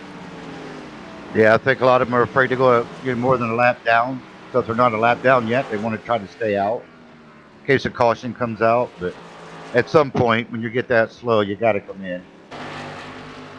Yeah, right now we're down to only 5 cars on the lead lap. Billy Wise, the last car on the lead lap. He's only about 1.5 seconds or so from going 1 lap down as I speak. He's running a little bit slower than your race leader. Probably only going to be about another 4 or 5 laps until Billy Wise succumbs to being a lap down. I know that's one thing they say, Eddie, is you kind of hold off for as long as you can on the lead lap, and as soon as you drop 1 lap down, come straight down pit road and get 4 fresh Goodyear Eagles. Yeah, try to make the time back up that you're going to short pit. But yeah, it's just a gamble. If the caution comes out, they're going to be stuck a couple laps down, or you go ahead and come in and try to gain some spot. Looks like Here Kyle comes Zimmer's in the pits. Yeah, Kyle Zimmer on pit road. Will this bring your race leader AJ Digby down pit road? Not yet. He's going to stay out there for now. We'll see if he comes down this time. We have completed 106 of the 200 scheduled laps here tonight around this 1 mile racetrack. And here he comes, AJ Digby, Zulu Motorsports on pit road. Well, I should say Will Worcester Racing, actually. He's got Zulu Motorsports on the hood, but the Will Worcester Racing Chevrolet Camaro on pit road. There you see the 25 of Kyle Zimmer flash by around the outside. Now, how long will the number 14 take on pit road? Will Kyle Zimmer's short pit pay dividends here? Only time will tell. We go on board with the BMW machine. Will he take race lead here with this short pit? It was a good move to kind of pit a couple laps early, because the number 4, oh, look at James Efall getting loose coming out of turn number 4 right in front of Kyle Zimmer. And we'll find out here. Is Zimmer going to be your race leader? Easy. Zimmer's going to beat him out. Kyle Zimmer to the race lead here at Phoenix. Well, I say that. He's going to have to cycle through, but he's gotten in front of AJ Digby by quite a significant gap. And only That's a long pit road at 45 miles an hour, so I think the short pit got him a little bit. That's what got him out in the lead. So right now, Alan Capers in the number 13 machine was scored your race leader, but he is on pit road as we. There's the number 25, Billy Wise. Oh, he's having trouble finding his pit box, I think. Tom Johnson's going to have to go around him here on pit road. Tough break for the number 25. Excuse me, the number 32, I should 32. say. Oh, he's out of gas. He's zigzagging back and forth trying to make a pit. Oh, man. So Billy Wise running out of gas. Maybe needs a little bit of magical butter to get back to pit road. There he made is. it. Man, not what you want to have happen. So we'll see how this all plays out. I'll tell you what, it's going to be an interesting finish to this race, Eddie. We still have a long way to go. Gotta say, your leaders stayed out for over 50 laps, so they should not have any issues making it to the end on one more stop from here. So I expect to see one more pit stop unless we get some cautions, in which case there might be a couple of pit stops here to the end. But as of right now, the number 25, your race leader, Kyle Zimmer. Now I'll be curious to see if they take it, as long as they can, and then take a splash of gas, or if they're going to split it up. Because you're going to be on faster tires, you're going to have to take less fuel. But if you're going to take 4 tires, you might as well get a full tank of gas because it takes the same amount. Yeah, I expect to see 4 fresh Goodyear Eagles on all of these cars, especially with the tire wear we've seen tonight. And they should be able to make it about 48 laps or so to split this last run in half. You see the number 4 machine of Nate Catilla. He's down in the 6th position. Fernando Matos was able to short pit a little bit. He's got himself up into 5th. But the pace right now out of Kyle Zimmer and AJ Digby, very, very impressive. They have 11 seconds over Tanner Sharp in 3rd. And we have a caution flag in the air. James Efall in the 88 machine was the first car 1 lap down in the 8th position. Let's see what happened here on the 3-wide TV replay. Wow, looks like he got the outside wall there in the dog leg. And Eddie, that's a bad place to hit the wall. He must have just got really deep there. That was kind of strange. Yeah, that's what it looks like. He just got tight there in the middle of the tri-oval. Heavy contact with the outside wall. You can see some tire marks right where he hit. Watch for the tire marks. Bang! Right there. And sure enough, that's where that Pennzoil number 88 Chevy Camaro hit. And it will bring out a caution here. And now the big question is, do you think these drivers, even though they were on pit road about 10 laps ago, do you think they're going to come down and take 4 fresh Goodyear Eagles? Looks like Kyle Zimmer's going to come down. I think you're going to see just about everybody, except AJ might stay out, but... Oh, wow, yeah, everybody just... There might be strategy coming there, too. he might be able to fill it up, go further, take less fuel at the next stop. Yeah, definitely an interesting strategy call from a lot of the field to stay out. There's Kyle Zimmer, though he was your race leader, coming down for fresh Goodyear Eagles. Tanner Sharp as well. Now, man, I don't know. I don't think this is a good move from AJ Digby. There's not a lot of cars on the lead lap. There's only 8 cars. And if I was drivers like Doug McCollum, Alan Capers, some of those cars at the back of the lead lap, I would 100% come down pit road, I get would more have fresh pit too. Goodyear Eagles. There's From nothing second to on lose. back, I would have come in. You do what the leader doesn't do. You know what I mean? That's how they normally play the game. If the leader stays out, you pit, and everybody follows you. So we'll have to see how this plays out. It's going to be interesting to see whether or not this works out in favor of AJ Digby or the number 25 of Kyle Zimmer. I don't see any drivers getting the wave around. Looks like we got Fernando Matos, McCollum on pit road right now. There's the 88 of EFAL. Looks like he has used a fast repair to get that number 88 back to ship shape. I mean, Kyle's still going to reach the fourth, and he's got a full tank of gas and fresh tires. So, with that few people on the lead lap, I would have pitted. But being out front, clean air, and not having to race, AJ can maybe get out to a very good lead, and Kyle have to push it to get to catch you. Oh, we'll have to find out. Why don't we dial up driver of the number 14 machine, AJ Digby, here in a 3-wide TV booth. AJ Digby, Peter Short, you got a copy? Yep. All right, man. Well, you elected to stay out here in this pit sequence, and about half of the lead lap cars did come down pit road. What was going through your head?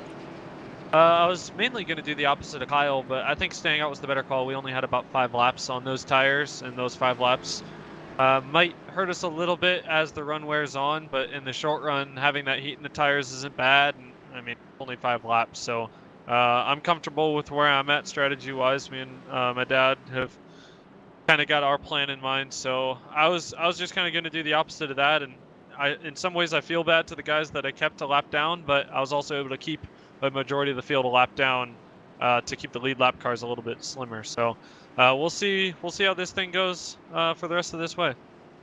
All right, well, we'll let you get back to it, AJ, as this car is pulling off. Best of luck. Thank you. All right, well, interesting to hear that from the horse's mouth. The number 14 of AJ Digby kind of thinking he's made the best move, but only time will tell whether or not it is a good move or not. There is the green flag. We got one car kind of slow up ahead of your race leaders, already about 3/4 of a lap down, but AJ Digby will clear Kevin Cochran going off into turn number 1. It's Billy Wise who's out there slow on the racetrack right now, the Magical Butter Chevrolet. And good start from the number 14 there, Eddie. Yeah, it looks like Doug got a little bit loose, but we got a wreck on the 30 and James EFAL. Oh yeah, tough break for both Thomas Wise and James EFAL. Of course, EFAL involved now in a couple scuffles here tonight. Let's see what happened here on entry into turn number 3. Oh, looks like Fernando Matos was down there right on the bottom. Might have clipped the rear end of that number 88 Pennzoil Chevrolet. Unfortunately for James, that number 88 machine is smoking out there right now in the inside wall. And you can see, looks like he was just going off into the corner and la-di-da-di-da, and boom, just a little bit of a shot to the rear and up into the outside wall. He is still rolling on the racetrack as we speak, but a lot of smoke billowing out of that Chevrolet engine. Yeah, he's definitely going to have to use a quick repair. It looked like Doug got a little bit loose, and James might have checked up some to let him save it, and then Fernando just didn't realize he was going, that slow. Yeah, we'll have to see whether or not James has any fast repairs left. I know he's at least used one. If he hasn't used both of them, this will be his last one. These drivers do get 2 here in the SimPossible Racing League. And if you're joining us for the first time in the SimPossible Racing League, just want to say hi and make yourself heard in the chat. We got Jennifer Henley saying, "Go Honey," number 13. Rooting on, of course, Alan Capers. Nikki Warsler in the chat as well, rooting on AJ Digby, Tanner Sharp, Fernando Matos and Nate Catilla. And Johan Mache, of course, always rooting for Fernando Matos in the number 17 machine.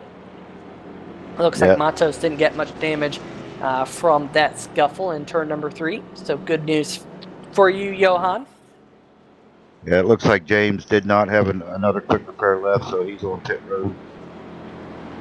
That is a tough break for that Pennzoil machine here tonight. Definitely had some pace running inside the top 5 earlier in the race.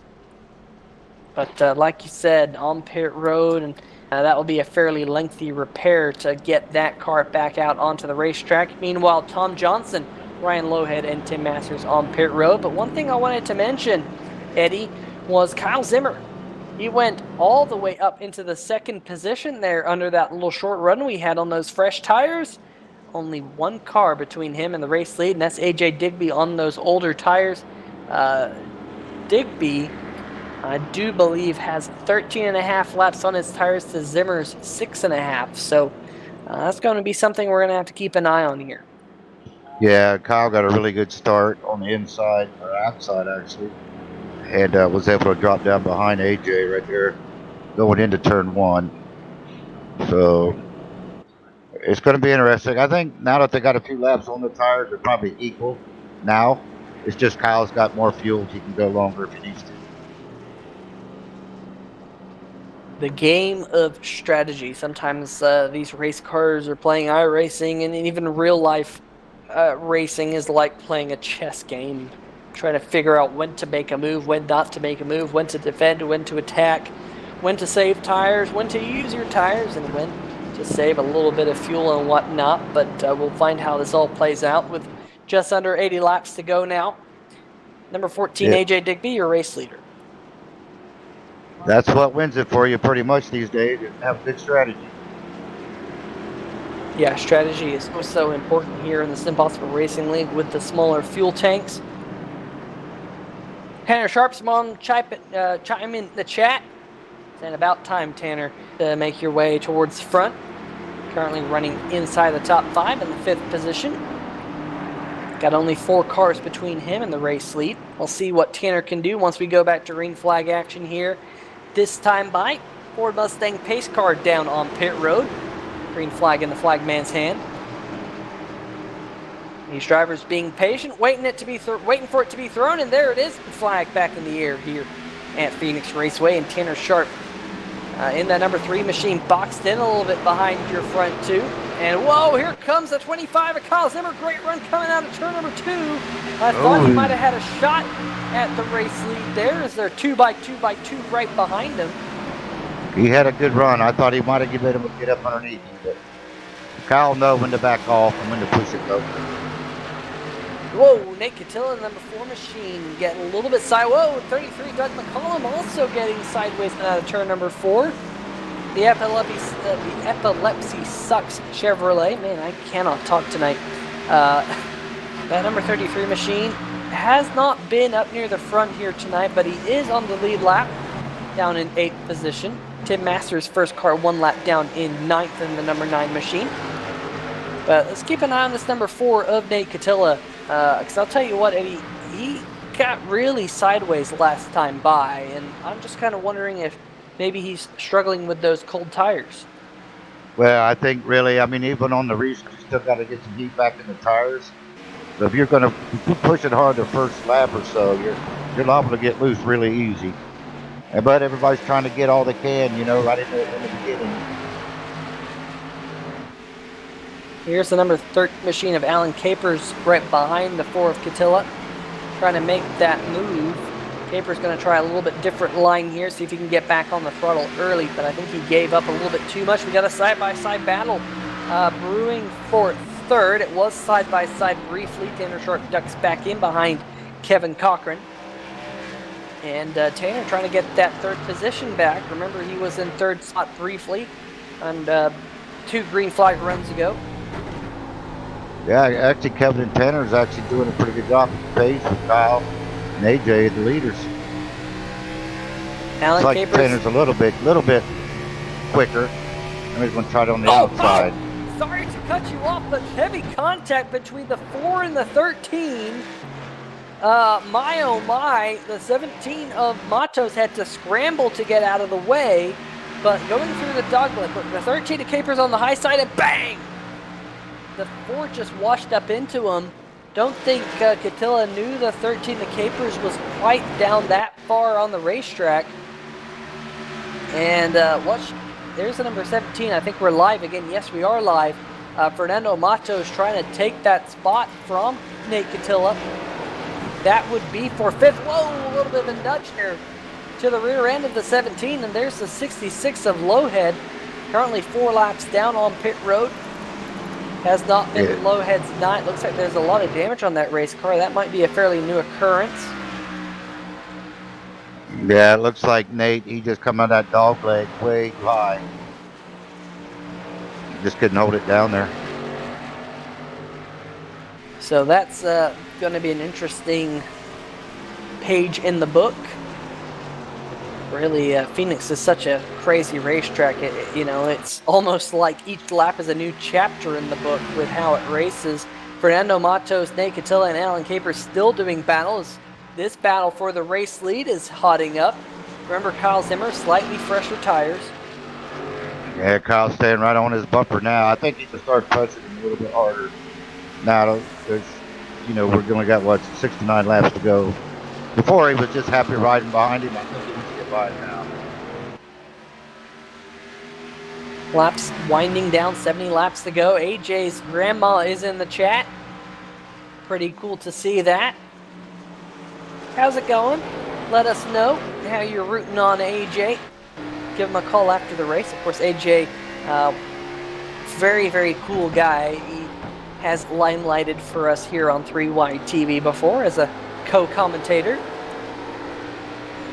Holding on to the race lead over that man right there, Kyle Zimmer in the 25. We're on board with Zimmer right now. Very, very quick is this number 25 car. He was trying to push AJ, I think, and then trying to make AJ make a mistake. But he's just that good. He doesn't make many mistakes. But you keep pressing him. That's about the only way you can get around him. Well, that was one thing I kind of noticed. I made a mental note to myself that AJ, under that long green flag run, just didn't make any mistakes. He knows how to get around this joint. He definitely knows how to get around here. He's really good car control. Him and Kyle both. And that's why he's up there in the front. He's so consistent. And of course, don't look now, but Tanner Sharp in the number 3 machine. He's turning some pretty good laps right now as well. Tanner back in third, currently being scored 1.7 seconds off the race lead. Unfortunately, getting word that the number 88 of James Efall has taken that Pennzoil Chevrolet to the garage here tonight, and it does look like he will be tonight's 5th retirement behind Tommy Gossett, Johnny Berardi. Unfortunately, Eddie, and Travis Sudema, and now James Efall. But we currently have 13 cars still running. Oh, the 13 machine! Oh, we're still making contact. Thomas Johnson in the 57 getting involved with the number 13 machine there. No caution here at Phoenix Raceway. Let's see how this all unfolded. Whoa, a little bit of contact there with Nate Catilla. And whoa, that could have been much, much worse there as Catilla saved it. Good save out of Nate. And we stay green here. What about that? Yeah, Alan's got it. The damage up in the nose is really going to hurt. You see, he tried to save that next level racing machine.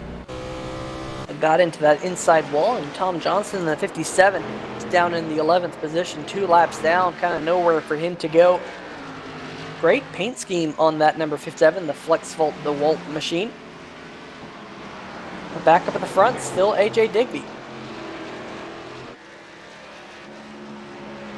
Mickey Worsler chiming in, saying, good save, Nate. It was a good save out of that number 4 machine to put in the 6th position. Although here comes Doug McCollum, side-by-side battle. Ooh, he went in a little hot. Yeah, Catilla, both Nate and Doug McCollum looks like they blew turn number 1. So that allowed those cars to kind of stay in the same spot. There you go, going off into turn number 3 and 4.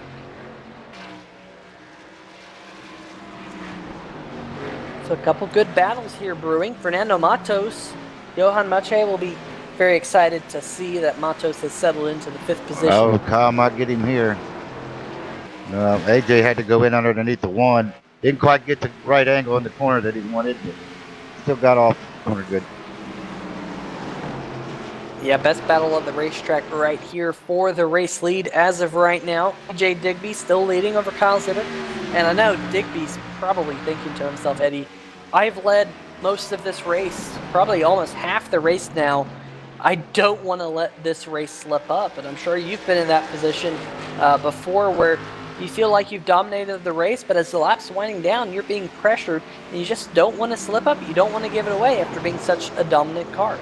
Yeah, and if you're mirror driving, that's the worst thing you can do. Then I always make a mistake. I'm worried about where the other car is behind me, and that's where I usually make my mistake. So if he just keeps hitting his marks and running the line that he's running, I don't see Kyle getting past him unless he makes a mistake.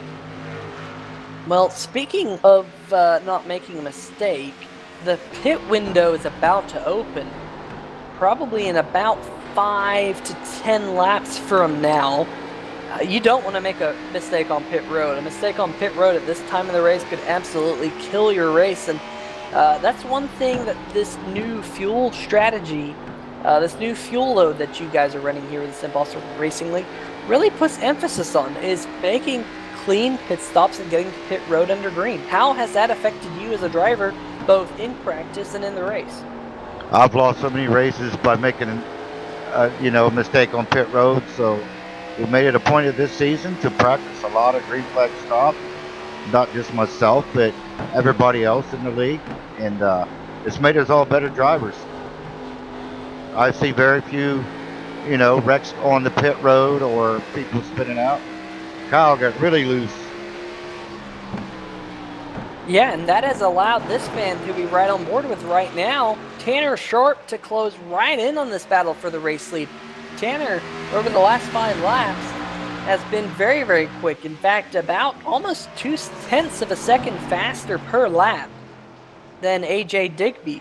Tanner is flat out flying here with just a few laps left in this run, and remember, this is what we saw in that first long green flag run, Eddie. Tanner was the fastest car. He was closing in on your race lead. He was just 12 seconds back. Well, now he's right there with him.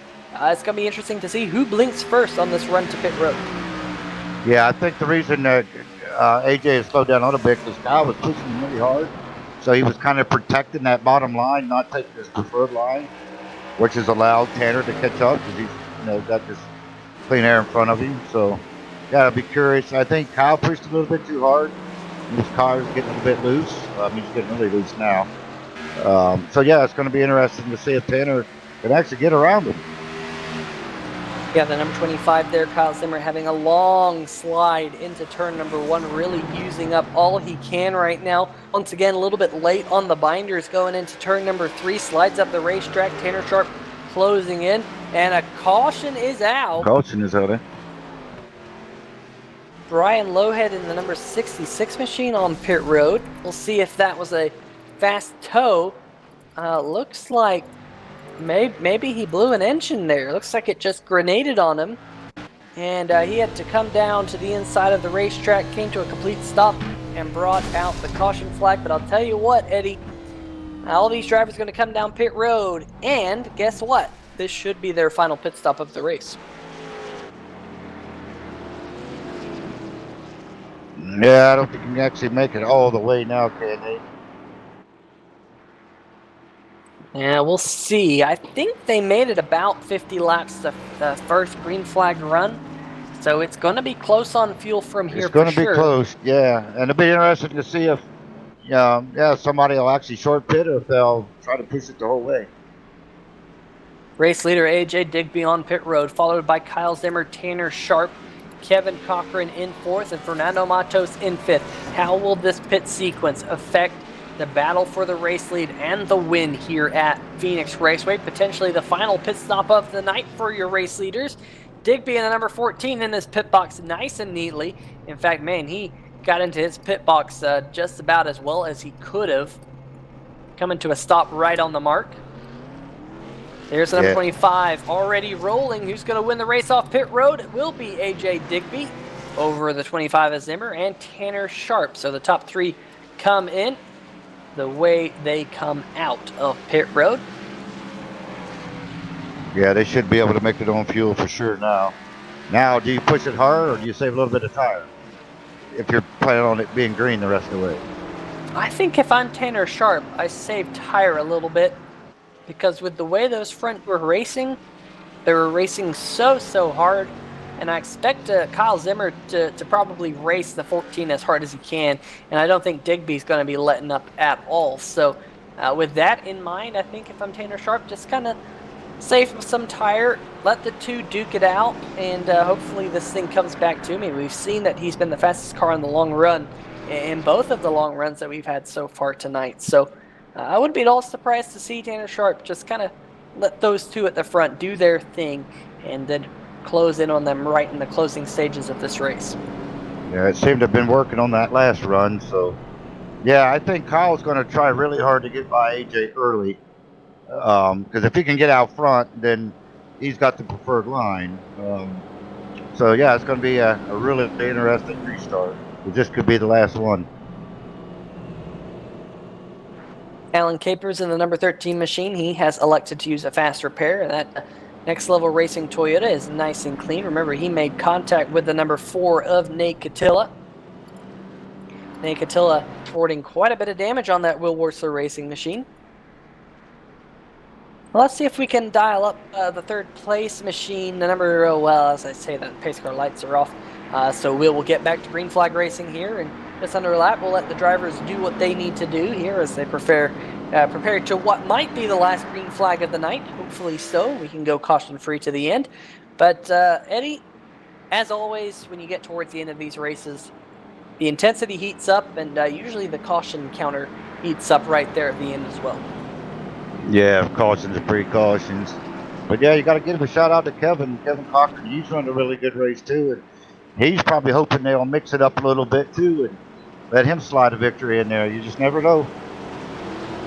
Now, what about Doug McCollum in the 33? Haven't really mentioned him all too much in the epilepsy sucks. I cannot say that word tonight. That epilepsy sucks machine there in the 6th position. Good job for him. Kind of a tight race. But he might come away with a good finish here as the green flag has been flown once again. Just Did get a good start, but 51 laps to go here at ooh, Phoenix Tanner's Raceway. sticking it in there. Whoa! AJ got a bit loose. Looks like Kyle's going to come out.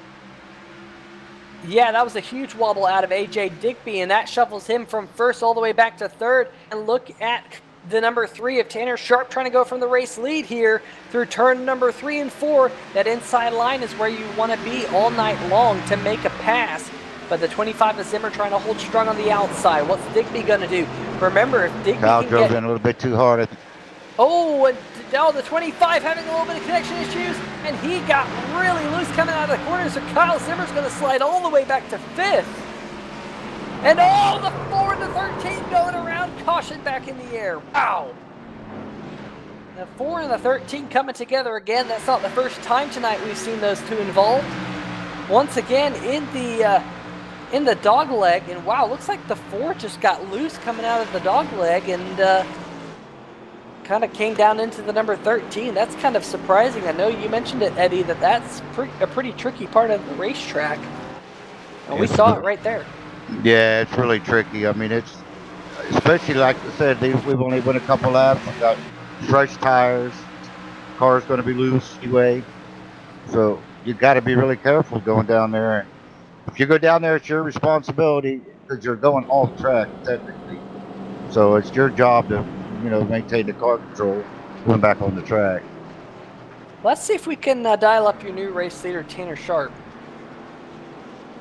Tanner Sharp, Peter Short in a 3-wide TV booth. You got a copy? Yes, sir. Well, I'll tell you what, the Red Sea opened up for you right there, kind of parted right in front of you. Man, I moved down there on the apron, 3 wide, got the race lead from the 25 of Kyle Zimmer, and now you got a little bit of clean air on the nose of that machine. What are you thinking? About damn time. I mean, I don't know. With everything we've gone through in this race already since lap 1 and avoiding everybody else's calamity, it's like about time we're up here because we know we can compete with AJ and Zimmer and everything. So, tell you what, I was pretty ticked off earlier and for quite a while, and all of a sudden, my spotter and slash crew chief, Will, he told me a little story about how he met his wife. So that actually really cheered me up, and we've been happy ever since. So now we're up here leading the race finally. Just got a little ways to go yet. Well, I'll tell you what, Will is now in the Zulu Motorsports channel with AJ Digby. Hopefully he isn't telling AJ that same story, because that's who you got right behind you, and AJ's been very, very fast tonight. You got any plans on how to keep him behind you? We just got to go from here and try to keep it. I mean, I want to try to keep clean air, but I've been basically listening to Will this entire time, so it's what he's been telling me to do here. So it's got me out of trouble. I still got a fast repair left, so that's good news, and we're less than 50 laps to go, so that's good news. But I still would like to keep at least a fast repair, just in case calamity strikes for whatever reason. So yeah, I don't know. AJ's always been generous to me, especially at Audible last week, and I'm sure he's going to do the same thing with me. I mean, I trust AJ, so we'll figure out how to go from here. Yeah, very, very cool to have a teammate behind you and working together to get the best result for your team. But how's that number 3 machine driving out there? We've seen a couple of cars get really slippery towards the end of a run. It seems like you've been able to hold on to that car well, save some tire, and really over the 2 green flag runs we've had, you've been the fastest car at the end. How have you been able to do that, and how's that car driving? Saving tires. Everybody else is either overdriving it and using up dog legs. So I mean, the less you use the dog leg, the more you're saving the tire, and the more you don't overdrive the corner, the more you're saving the tires. So we just took it easy on the restarts and really laid back, and then just started picking off one by one. We were behind Nate for too long there, but it is what it is. And but we still stayed a lot of tire, gain up on them, and yeah, I mean, this thing it's handling loose. And told Will, man, this thing's loose, but it's not very productive. So Well, we'll get her done. We'll let you get back to it and get her done, because we're about to go back to green flag racing. 45 laps to go there. Tanner, best of luck. Thank you. All right, Eddie, he said it. He's been saving tire, but this might be the time where he can't save any tire because he's the race leader of the race. What are your thoughts? Yeah, it's go time now. Kyle went in and picked, got 4 new tires. So we're curious to see what happens, 40-something laps from now. Green flag back in the air here at Phoenix Raceway. Tanner Sharp going up through the gears. And now heading off into turn number 1. He will clear AJ Digby. Very, very close coming out of turn number 2, but yeah, he does clear him for sure there. And in the 3rd position, Kevin Cochran, Fernando Matos in 4th, Kyle Zimmer in 5th on those 4 fresh Goodyear Eagles. He does have about 6 laps fresher tires than Tanner Sharp. Of course, not all of those are green flag laps, but Zimmer elected to use them, and now he is in the 4th position. In fact, he went from 6th to 4th in 1 lap. So yeah, I think Zimmer Kyle used a quick repair too. I think when he hit the wall that last caution, got loose. I think he might have had some damage, so he probably came in and fixed that as well. Yeah, definitely a clean-looking number 25 car for sure. But it's going to be interesting to see here. I got to say, these closing laps are going to be fantastic out of these top 4 drivers. Kevin Cochran there in that bright green machine. Got UniFirst on the back. And now looks like the 25 of Zimmer going to dive down below him, try to make the move. But Cochran says, hey, buddy, not so fast. I'm going to hold on to that spot for now. But it's going to be interesting to see what Sharp can do with that clean air. And, one thing I've noticed, Eddie, is clean air seems to be pretty important here around this racetrack. I didn't expect it to be, especially with this new downforce package that they're running here tonight. But the way AJ Digby's been able to hold off Kyle Zimmer, and now the way that Tanner Sharp's been able to hold off AJ Digby, clean air is important around this little racetrack. Yeah, with this new build they just come out with, clean air really out front. Your car handles way different than it does behind somebody else. I mean, you just get so much more downforce on the nose. That's why normally if you get the lead, it's really hard to get by the leader in a fixed setup. And speaking of a little bit of clean air on the nose, now Kyle Zimmer has a little bit of clean air on his nose as he got around the number 80 of Kevin Cochran. Made a move coming out of turn number 4, got a good run off the corner, and was able to make that move stick. Yeah, he got a little bit loose, and Kyle was able to get by him. But I'm curious to see how hard AJ's going to push Tanner up here and see if Kyle can do what Tanner's been doing, save a bit of tire and run him down in the end. You see that cloud cover now over the circuit. Looks like turn number 1 and 2 might be in the sun, but the backstretch all in the darkness. Pretty cool to see that. Of course, that was released probably about a year ago now on the iRacing service, that variable cloud cover over the racetrack and moving clouds and that level of variability. And hopefully iRacing will one day implement a rain model, but that could be a couple of years away. I wouldn't put the hashtag soon on that one just yet. As you see these cars going through turn number 3 and 4, of course you wouldn't have rain in NASCAR anyway, maybe on the road courses, but AJ Digby all over the back bumper of the number 3 of Tanner Sharp, but Tanner Sharp just keeping it nice and smooth, leading the way here. And I'm watching the lap time difference back to Kyle Zimmer. Last time by Kyle Zimmer, about a 1/10 and a half faster than Tanner Sharp. There you see the difference between Digby and Kyle Zimmer, 0.2 of a second between those two cars. So Zimmer is definitely closing in here, but 38 laps to go, 2 cars left to pass for Zimmer to take the checkered flag. Will he be able to do it? I think he's got plenty of time to make those moves. He's a good enough driver. We've seen that out of Kyle Zimmer, of course a champion in the SimPossible Racing League. Yeah, he's got plenty of time. It's just a matter of if you overdrive it trying to catch him, then you're just going to eat up more of your tire and have none left at the end. So, but he's doing a really good job. AJ got loose off of 4, but he's doing a good job of just maintaining the, the separation. Yeah, Digby all up out of shape coming off of turn number 4, eating up those tires a little bit. And that will allow Kyle Zimmer to close in a little bit more, little bit by little. Zimmer closing in on these front 2. You see the cloud cover right now. That will help with the grip levels of the race car. Digby trying to get underneath Tanner Sharp. Sharp throws a block down the front stretch. Digby going to go to the outside here in turn number 1 and 2. That's going to allow the 25 of Zimmer underneath him. Zimmer has to back out of the throttle. They stay 1, 2, 3 for now. Sharp, Digby, Zimmer. You could throw a blanket over those 3 race cars right now. It's about 1.7 seconds back from your race lead to Kevin Cochran in 4th. 2.7 seconds back to Alan Capers. 5 seconds back to Fernando Matos in the 6th position. But it's this battle for the top 3 that we're going to be keeping an eye on. There's Nate Catilla back there in the number 4 machine. He's down in 7th, doing battle with Tim Masters and Doug Collum. 7th, 8th, and 9th. Yeah, if you looked at Tanner and AJ take 2 really different lines into 3. Tanner a little bit higher, AJ a little bit lower.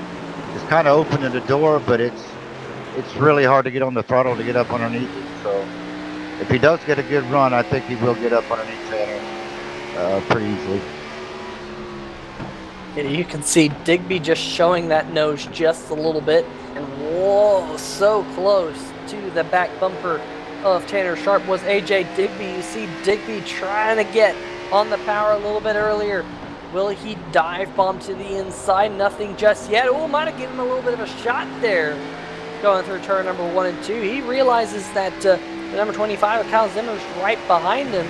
And looks like there was possibly a little bit of contact between the 14 and the 3. Luckily, both of those drivers unaffected by it. Now going through turn number 3 and 4 from the sky cam up above. Now looking from the start-finish line cam.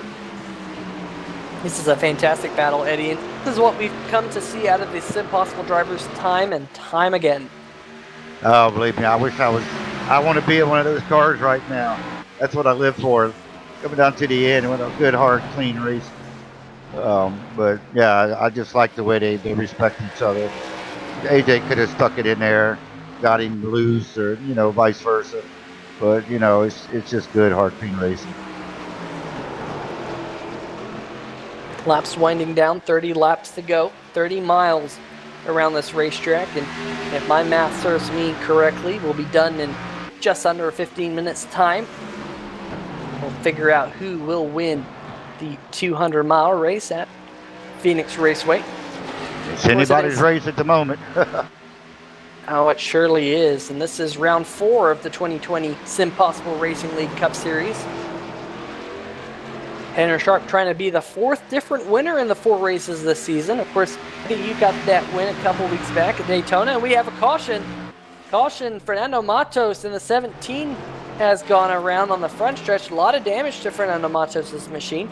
Looks like Billy Wise was on pit road as well. Not quite sure what that was about. But here we go. Fernando Matos coming out of turn number 4. And turn number 4, outside wall, and made a little bit of contact with it right there, and bang, hard into the inside wall. I'll tell you what, Eddie, I've never hit that outside wall out of turn number 4 here at ISM Raceway or Phoenix Raceway, and not hit the inside wall. That outside and not hit the wall inside is wall. treacherous.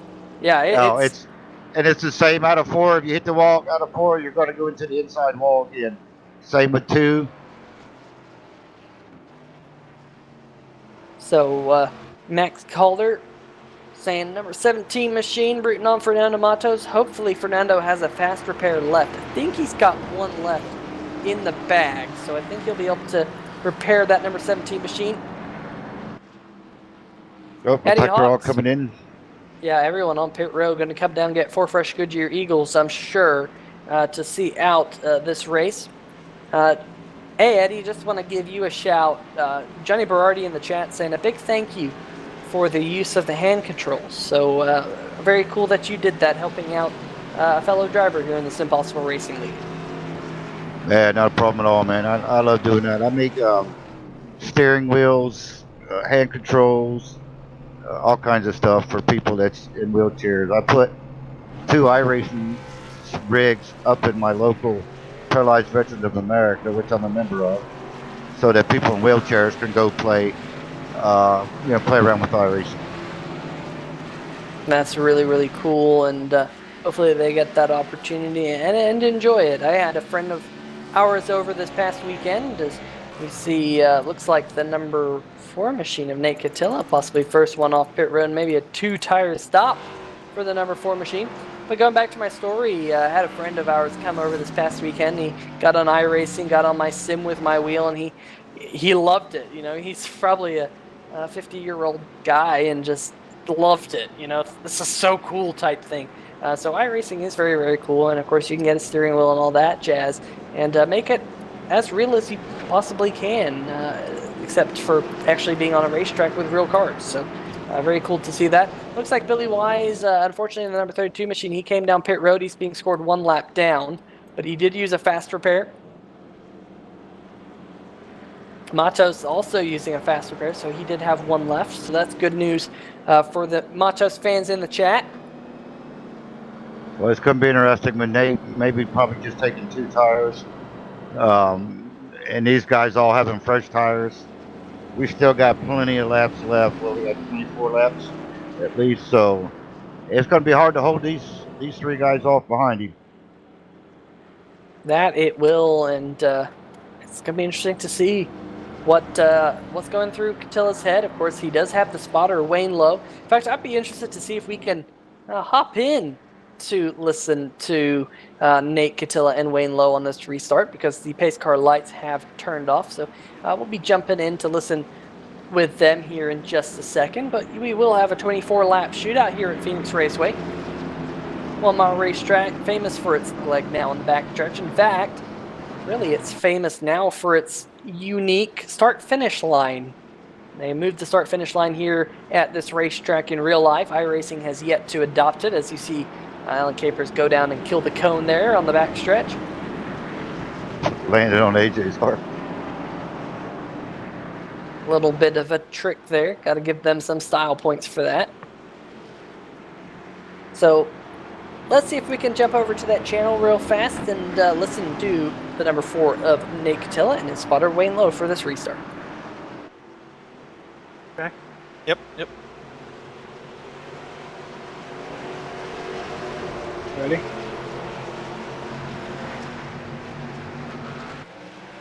Outside 3 at your corner. Still your corner. Lots of room. Car width between you. Car width. Side by side 3. Car width. All the way up in the third groove. You're clear. Clear. Clear. Clear. All clear. 14 now behind you. Clear by half. Hit your marks here. Hit your marks.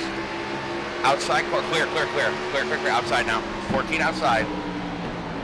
Car width between you. Keep digging. Keep digging. Clear. Clear. Clear. Clear. Clear. Clear. There might be a caution. Staying green. Clear. Clear. Clear. Caution's out. Okay.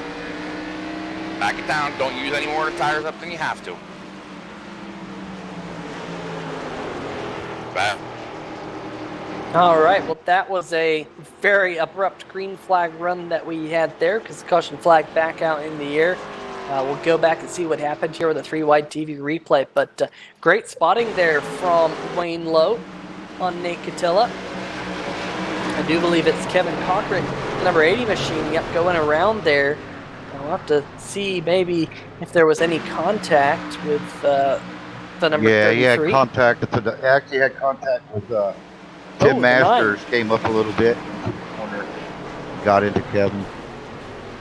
Yeah, Tim is on the lead lap in that number 9 machine.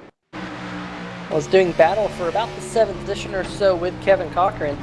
But I gotta say, my oh my, that restart was absolutely dreadful for Tanner Sharp. Dropped all the way down to the 5th position in the number 3 machine. Restarted 2nd, now finds himself in 4th. Looks like we might have had a taker on pit road. Alan Capers on pit road as of right now. Tom Johnson, Kevin Cochran as well. We'll see if Cochran elects to use a faster pair if he's still got one left. Yeah, that's easy to do what Tanner did. I did the same identical thing earlier in the race. You really got to back it down on that outside because you just can't hold the corner. I think I lost 3 or 4 positions myself.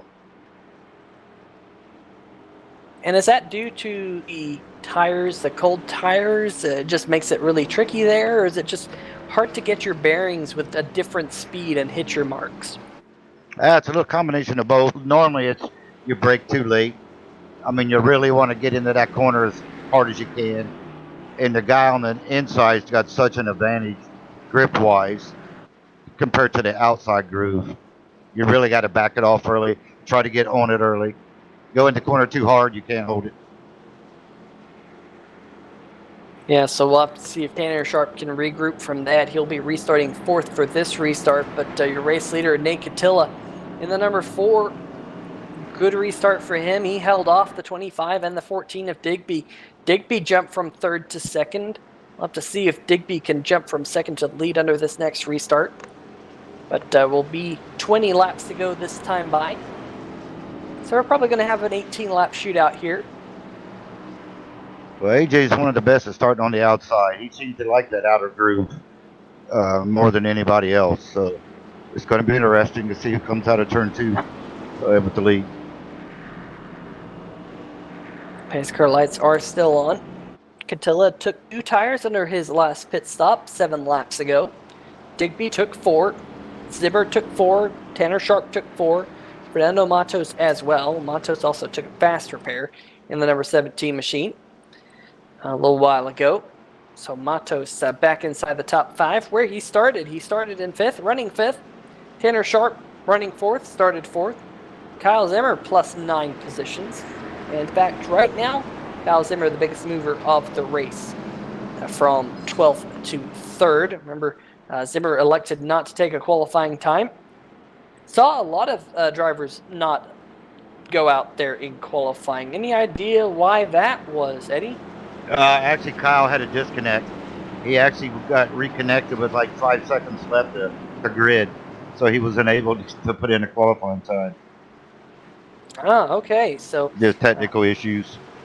Yeah, well, hopefully those gremlins don't strike here late in this race because pace car lights are off. And once again, green flag going to be thrown here in a second.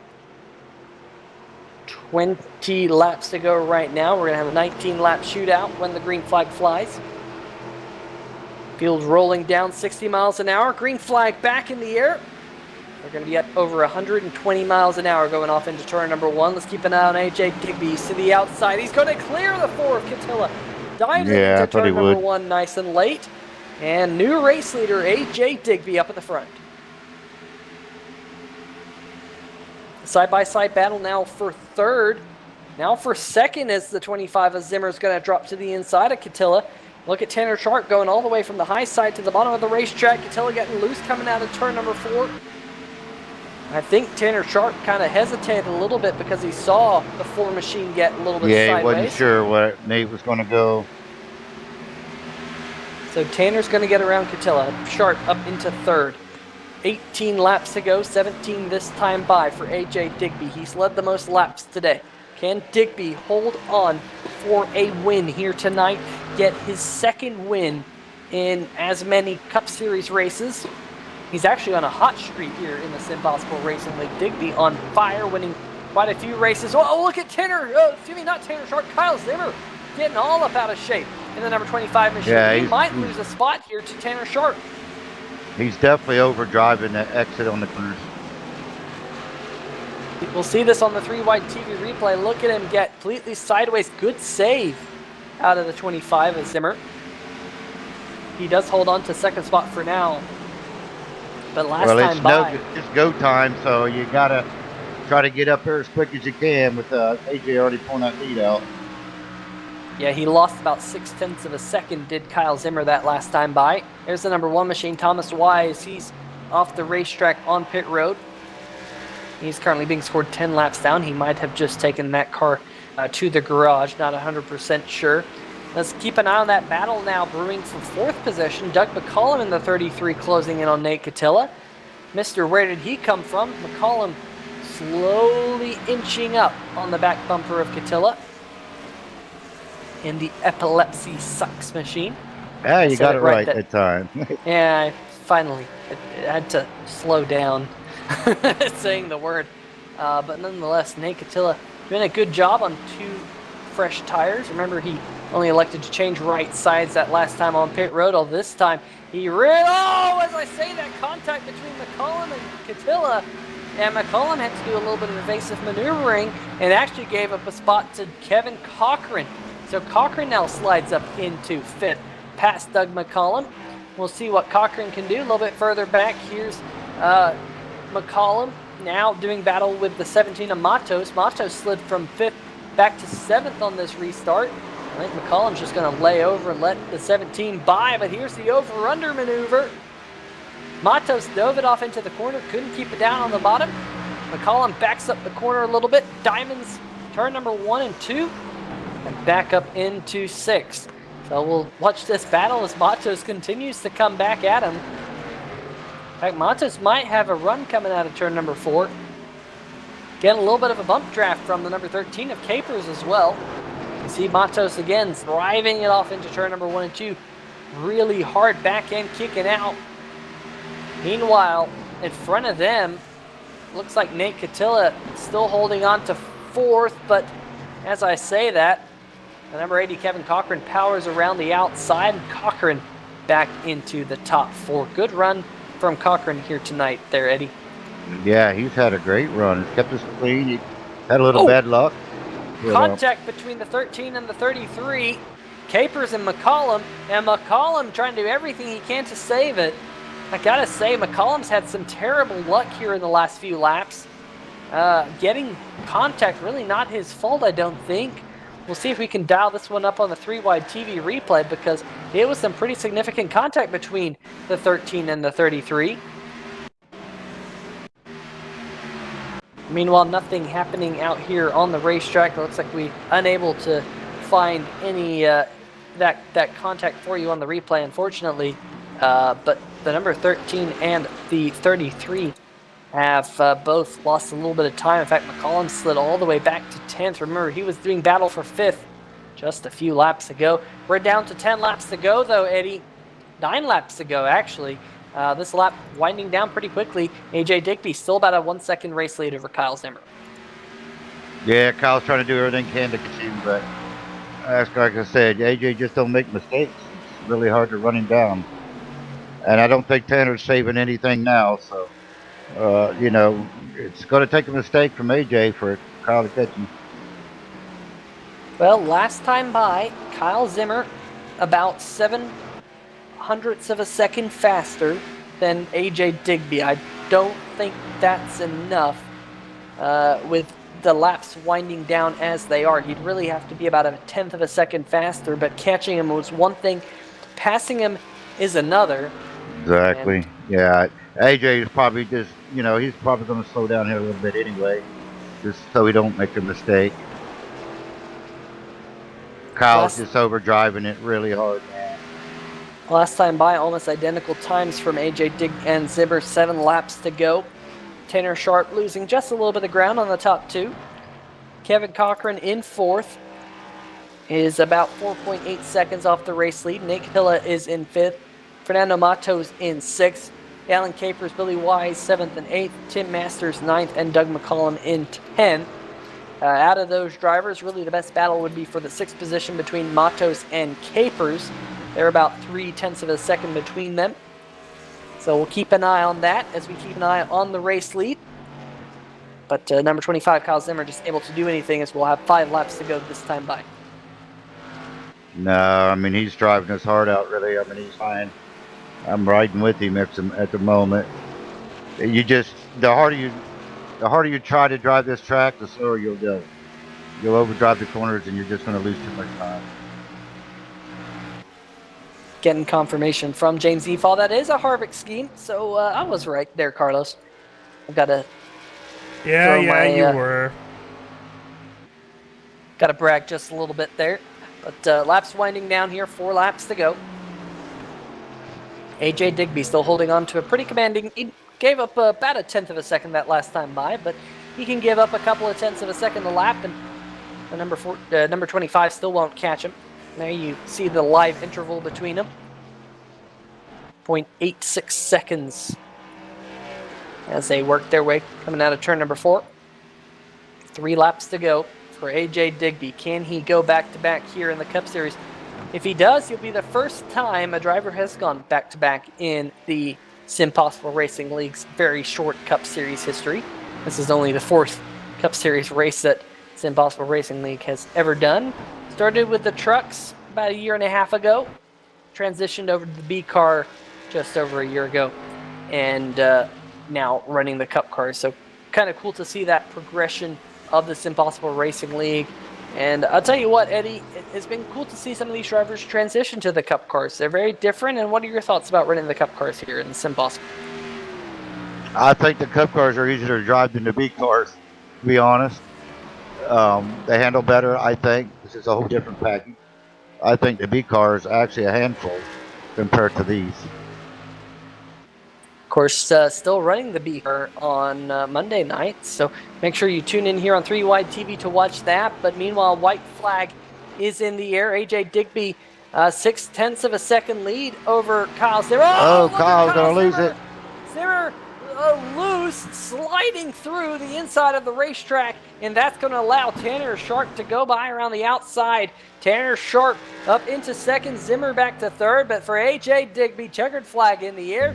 Digby goes back-to-back out west, winning at Auto Club 1 week ago and getting the win here tonight at Phoenix Raceway. Watch most of the field come across the start-finish line. Here comes a 32, Billy Wise trying to get around Fernando Matos, unable to do so.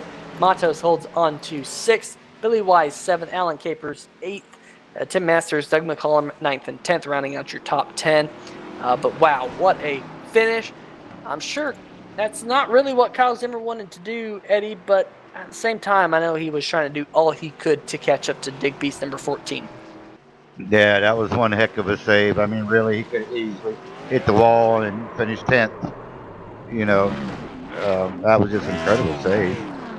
He wasn't going to catch AJ. I mean, he tried all he could. But, yeah, congratulations to AJ. I mean, that's 2 in a row. He's just one to beat.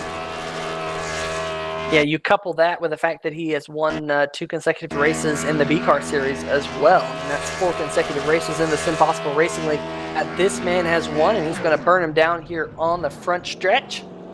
Nice little burnout for that number 14 Zulu Motorsports Will Worcester Racing Machine. Giving a little bit of a wiggle to the fans, and we'll see if we see the Polish victory lap here as he goes backwards around the racetrack. But we will have interviews for you here on 3 Wide TV. Travis Zudema saying congrats, Pac-Man. Of course, there is a Pac-Man on the right rear of the number 14 machine. Might get a little shot of the little Pac-Man. Definitely doing a Polish victory lap right there. Ooh, trying to drift it in. Whoa, whoa, Whoa.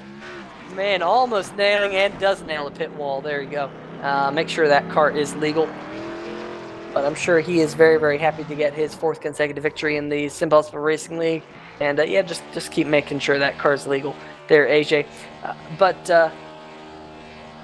We're Yeah, we'd gonna have to give a shout out to Kevin Cochran. He ran a heck of a good race. He Just did. missed out the podium, but he was there pretty much all night to capitalize if something did happen. Sure enough. Well, we're going to step away for just a brief moment here on 3 Wide TV. So you can dial up your top 3 finishers here tonight, and we'll be right back.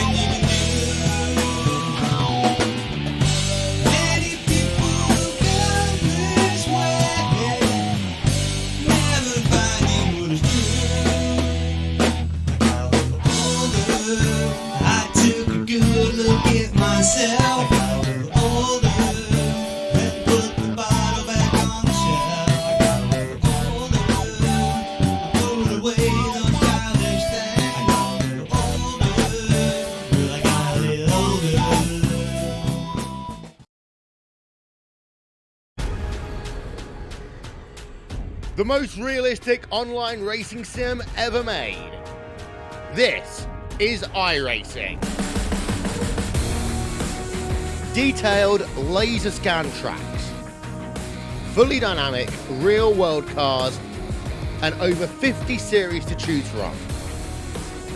6 online world championships offering over $100,000 in annual prizes. This is the original esport racing game. This is iRacing.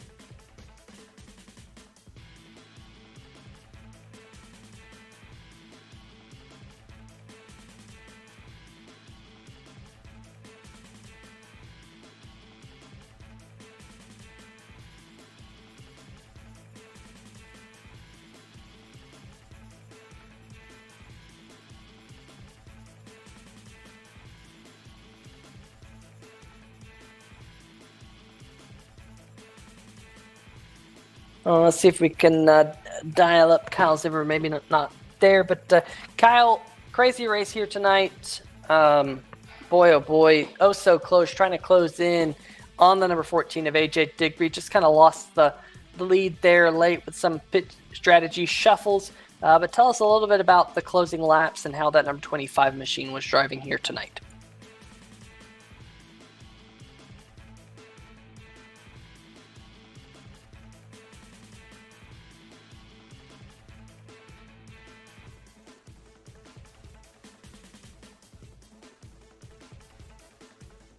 Let's see if we can get this sorted out with Kyle. The race was pretty good. Closing laps, I tried to push it on. Well, the over race was a very fast car. We had, Asia, we were neck and neck, badly for the lead most of the race. This package kind of sucked to me. You know what? Someone with being behind the leader because you can't really pass them when they have clean air, so it was really hard to pass at times. And I know I was a little faster than him in the long run here to there. I should have pretty completely passed, based by the package, in my opinion. And yeah, it was basically just try to get clean air, but I tried some of the tire strategy at the end, and it was 50 to go. I wanted to try to get back in the track position, and got back up there in the late restart and try to catch up AJ, and I just couldn't really close the gap at all. Pushed it too much in the last lap and almost wrecked my car, but luckily it saved me. I'll take home third place today.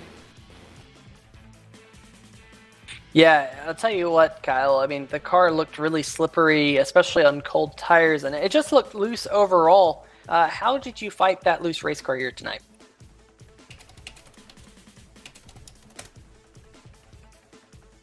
Yeah, it was definitely loose. It was kind of, it was definitely fighty loose here to there, and I noticed that the track was cooling down as the race went on and started getting more tight. I was kind of pushing too much in my rear end. Yeah, I was definitely fighting entering in the last maybe 50, 100 laps, but it was definitely loose off a lot. Turn forward.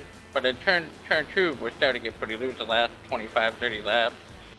So it was definitely interesting package how to handle it with the track temperature goes down and it gets more loose somewhat. Definitely interesting. But it was fun overall. Yeah, well, we go from Phoenix Raceway, and then I think next week we go to Atlanta Motor Speedway, and going there, very fast racetrack, mile and a half, very different from this racetrack. What are your thoughts about Atlanta?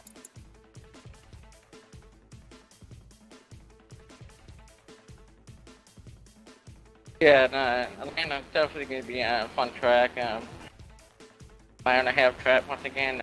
I definitely think we're going to see a lot different kind of races than what we saw Las Vegas. How the track ends up, and I think it's gonna eat up a lot more tire wear than what it was at Las Vegas race. So I think it's gonna be a lot of tire management. So I think that's what we're gonna see in the long run.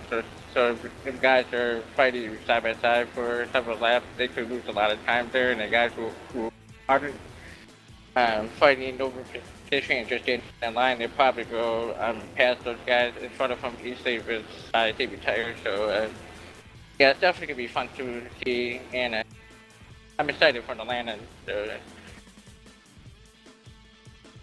Well, I'm very, very looking forward to Atlanta. Always an interesting racetrack to go to. Very, very slippery racetrack here in a couple of weeks. But before we let you go, you got any shout-outs for us?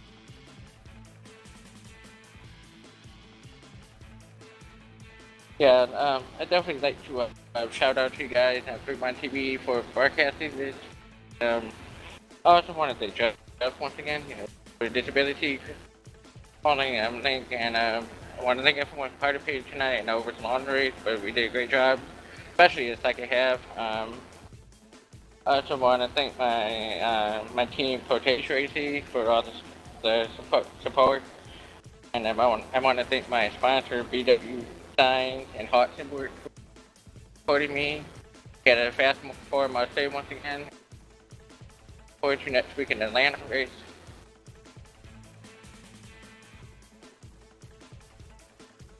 All right. Well, Kyle, congratulations on your third place finish, and we'll see you next week when we go to Atlanta Motor Speedway out in Atlanta, Georgia. Thanks, Kyle.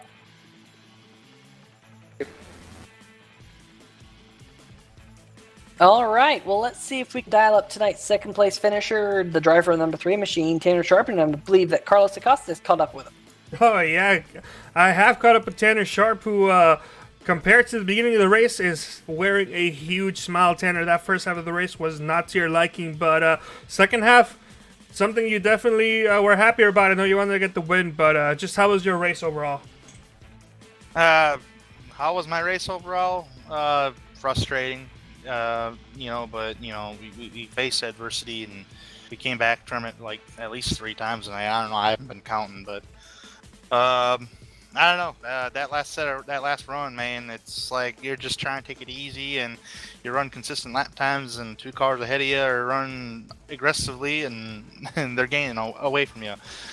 So they just I guess they had the better cars. So, but although it was all right for the most part, Will kept me cool, calm, collective, and he made me happy as the run went on. So we're glad we're coming out here with a 2nd place finish.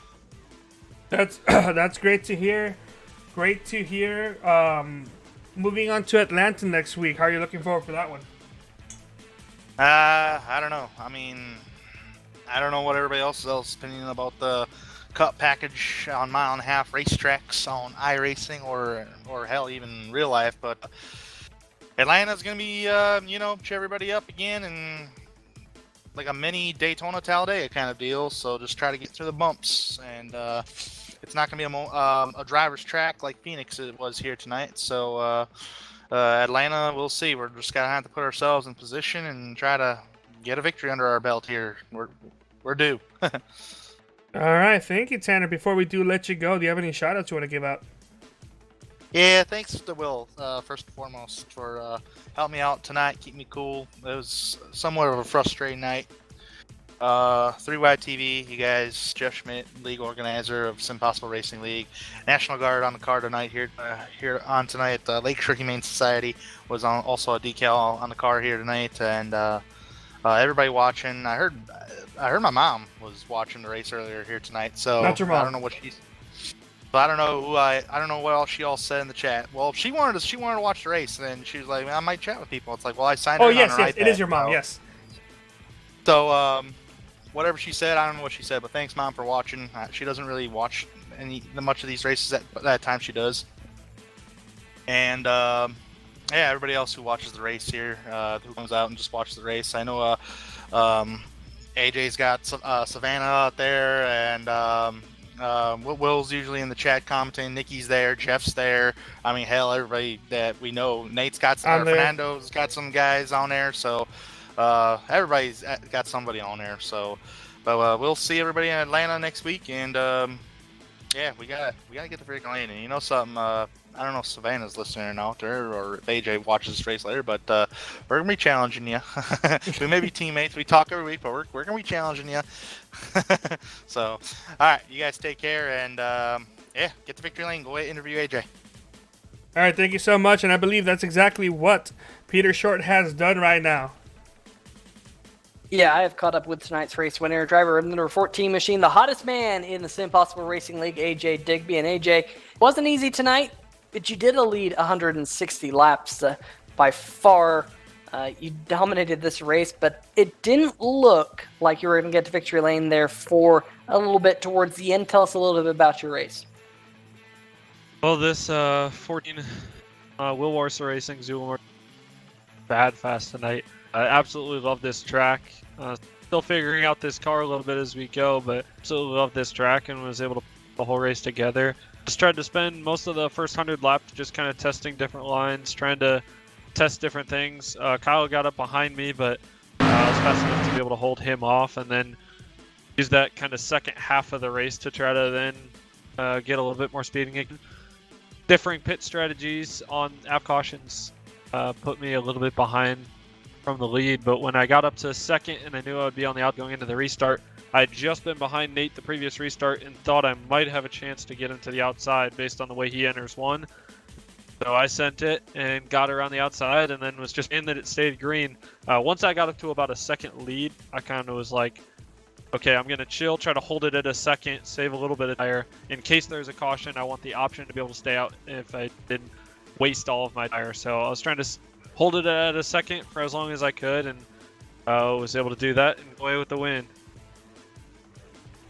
It seems like these flat racetracks tend to suit your style, especially. What makes it so special coming to these flat racetracks for you? I think it's kind of their resemblance to road course racing, which is kind of where I grew up, but where I kind of started, and I've run a lot of road course racing stuff in iRacing. having that sort of throttle play, that sort of thing kind of plays towards my strength.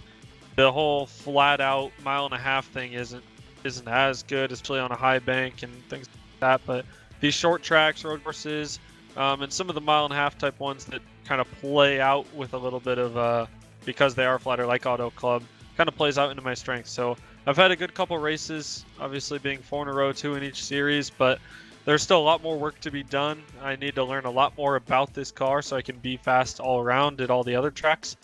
But it's definitely a good way to start the year. Definitely very proud. Very thankful to everybody on the team too. Will Wars Racing ended up 1, 2, 5, 6. So we had 4 cars in the top 6 and 3 in the top 5, which is pretty awesome. So yeah, just trying to continue to learn this car, continue to get better, because even though I've had a good couple races, there's always room for improvement, always ways to get better, and I'm going to have a little bit of a target on my back as well as the little Pac-Man logo. So yeah, it's been a good couple races, but still a lot more to work on and improve. Of course, the next race we go to is Atlanta Motor Speedway. What are your thoughts about that mile-and-a-half racetrack? Very, very slick racetrack as well. Well, next Wednesday morning, we are leaving. I'm on the Division 3 team here at my college, and we're leaving for Nationals. So I will not be at next Wednesday's race. I'll be there for Monday, and then I'll be there the week of that. So I will have to miss one race, and I do like Atlanta. It's one of those hot slicks that plays out into my favor, but I will have to be missing it. But I will be watching the race afterwards, and excited to see how that goes. And Will Warsaw Racing, and looking forward to when I can get back and race with these. Well, if you get the opportunity, make sure to join us in the chat and make your voice heard. We'd always love to see a little bit of a shout from you, AJ. But congratulations on your win here tonight. Before we let you go, you got any shout-outs? Yeah, so obviously Will Warsaw Racing and Zulu Motorsports, both of those guys combined for my entry, and both were amazing. Will really helped out, jumping back and forth too into my chat. My crew chief / spotter, my dad, who just started a couple weeks ago and already is working it like a pro, so very racing experience, but has done a great job. So thanks to him for joining and helping me out through all of this. My grandma, I see in the chat, is watching, so thank you, and whoever else was watching with you. And then Ben, as always, thank you very much for your support. It means the world to me. And then you guys for the broadcast, and everybody in the league for the race, and Jeff for setting it all up.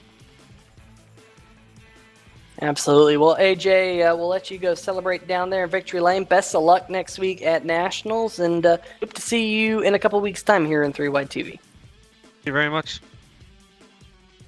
All right. Well, that was tonight's winner, driver of the number 14 machine, AJ Digby. And I believe Carlos Acosta is caught up with the league owner and organizer, Jeff Schmidt. Yeah, there's Jeff Schmidt eating some nachos there, surprisingly without the cheese. I didn't know you weren't a fan of queso, but Jeff, you got yourself another fun race here at Phoenix. Ended up being a little bit longer than we expected, but still a fun race regardless, with a nice finish there. A couple of drivers trying their best to get the win, weren't able to make it as AJ Digby got himself a back-to-back win. Jeff, how was the night overall? Yeah, well, definitely hectic to start out. Then the second half of the race seemed like the guys really got a grip of things. No pun intended there, but overall, very interesting. Tonight, by the way, is either one of the, if not the longest cup races that we will have this season. Sometimes you can tell by the fuel percentages that we run, it correlates with the actual percentage of what we run compared to the NASCAR Cup Series race in real life, what they run. So tonight we ran 64%. A lot of what we're running this season is more like 45 to 50%. So it definitely makes a difference. It was a little bit longer. It might have been a little bit too long for some of these guys, but we wouldn't know unless we tried. We had to kind of give it a shot to gauge, how everything would be with that. And if it wasn't for the cautions in the first half, I think it would have went by drastically sooner. So, that's none of the guys' fault. It's just Phoenix is a hard track, man. In this cup package here, it was just it was really treacherous for a lot of guys to race it. Not that the car handled terribly. It was just, it did get loose on old tires and on new tires. Those fresh tires are also very, very loose. But mostly just these cars are so racy. And it's mostly just racing incidents happening out there on track because the guys are pushing hard, which you know, we always like to see the guys racing hard and be competitive. So it wasn't nothing bad. We had a lot of fun. Yeah, thank you so much. And moving on to Atlanta, it's going to be another difficult track. It's almost you're going to be fighting the vehicles, but Atlanta's been a beast itself. Yeah, hot Atlanta, man. You know, it's really. I think it's gonna be dependent on the track temp there. We've seen where track temps are so high racing Atlanta that, you know, just because of that, the cars are difficult to handle. You know, racing Phoenix today, we had kind of an overcast day most of the race, so that was kind of interesting. It kind of threw a lot of us for a loop. We weren't expecting that. Running the dynamic weather, I think, is awesome because I think in order to progress as a race car driver and get better at what you do, you should kind of learn to adapt to different situations and scenarios. So we're going to just have to wait and see what the track temp in Atlanta is before we kind of make any assumptions. Yeah, well, you guys got about 6 days to get that all figured out. But yeah, moving on, it was a fantastic race. I can't wait for Atlanta. It'll be a blast. And I guess one last thing before we do go, if you have any shout outs you want to give out. Yeah, of course, everyone in the chat and everyone that watches the stream, we thank you so much for participating and watching the races. A lot of family members out there, a lot of friends. Just want to let them know that they're appreciated, and we really appreciate their support and showing up, and, you know, whether they comment or not, just watching and rooting your favorite driver on. I think that's really cool, and the guys appreciate that. You guys, of course, in the booth, I seen that Eddie was up there. I got to listen a little bit of him helping out, which was really awesome. Eddie's a great guy, and he did a fantastic job up there with you. Peter always does a fantastic job, as well as you, Carlos. Couldn't have a better group of guys up in the booth to call these races. Truly and honestly, you guys are fantastic. A few names of some people that's helped us in the past that I may forget to mention sometimes. Just want to give a quick shout out to MPI, Max Pappas, Next Level Racing, Magical Butter, Action Sports Foundation. Of course, anyone that's ever donated to the league or helped us out in any way, shape, or fashion, we really appreciate you. And looking forward to building up and making everything bigger and better. And, you know, with us just being in our 4th race of the season for cup cars, and just starting out in the cup cars for the first time, we're slowly learning here a little bit here and there. Of course, some of the drivers are more familiar with the cup cars than others, but it's been a lot of fun. And yeah, that's pretty much it. We appreciate everyone for everything that they've ever done for SimPossible Racing. If you are a driver with a disability and want to join, go to SimPossibleRacing.com. And if you're just a fan of SimPossible Racing, go to that website too. There's a lot of cool stats. Got to thank Kyle Zimmer for all his hard work and dedication into building that website. Fernando Matos for doing a lot of editorial stuff on the website. Got to thank Billy Wise for all of his awesome graphics and logos and stuff that he's done in the past. And everyone else that's always helped us, you know, throughout our whole journey here. Thank you guys so much. Thank you so much, Jeff. It's been a blast. It's been an honor. But moving on, Peter, I believe we got one last thing we have to take care of, and that's the final race results. Yep, taking the win tonight here, the number 14 of AJ Digby, followed by Tanner Sharp. Kyle Zimmer is home third after having a half spin there on the final lap. Fantastic save to keep him in that 3rd spot. Kevin Cochran, solid run here tonight, finishes in the 4th position in the number 80. Nate Catilla comes home inside the top 5 in the number 4 machine. Fernando Matos in the number 17, just outside the top 5 in 6th. Billy Wise in the Magical Butter machine comes home 7th. Alan Capers in the number 13 Next Level Racing Toyota in 8th. Tim Masters in 9th in the number 9 machine. And Doug McCollum rounds out your top 10. Finishing in the 11th position, the number 57 of Tom Johnson, while Thomas Wise comes home in 12th. You see, Thomas was the first car not to finish tonight. Brian Lowhead in the 66 comes home 13th. James Efall 14th. Travis Zuderman 15th. Eddie Hawks, who joined us in the booth there after he left the racetrack, comes home 16th. Johnny Berardi and Tommy Gossett, who made his debut here tonight. Only one lap for that number 8 machine, and he pulled off the racetrack. And not the way he wanted to start his SimPossible Racing League career, but hopefully we get to see him some more. There's only one way to go, and that's up after finishing last place tonight. Big stat here tonight, AJ Digby leading 160 of the 200 scheduled laps. But from myself, Peter Short, and Carlos Costa, we want to thank all of you who joined in today. I want to give thanks to our friends over at SimTV for the camera package, and our friend Thomas Morris over at OCR TV for the graphics package that we use. The SimTV giving us the camera angles that we use. But nonetheless, we'll see you in 1 week's time here in the SimPossible Racing League for more action at the Atlanta Motor Speedway. Out of these Cup cars, it should be, once again, another fun one. We'll see you then. See ya!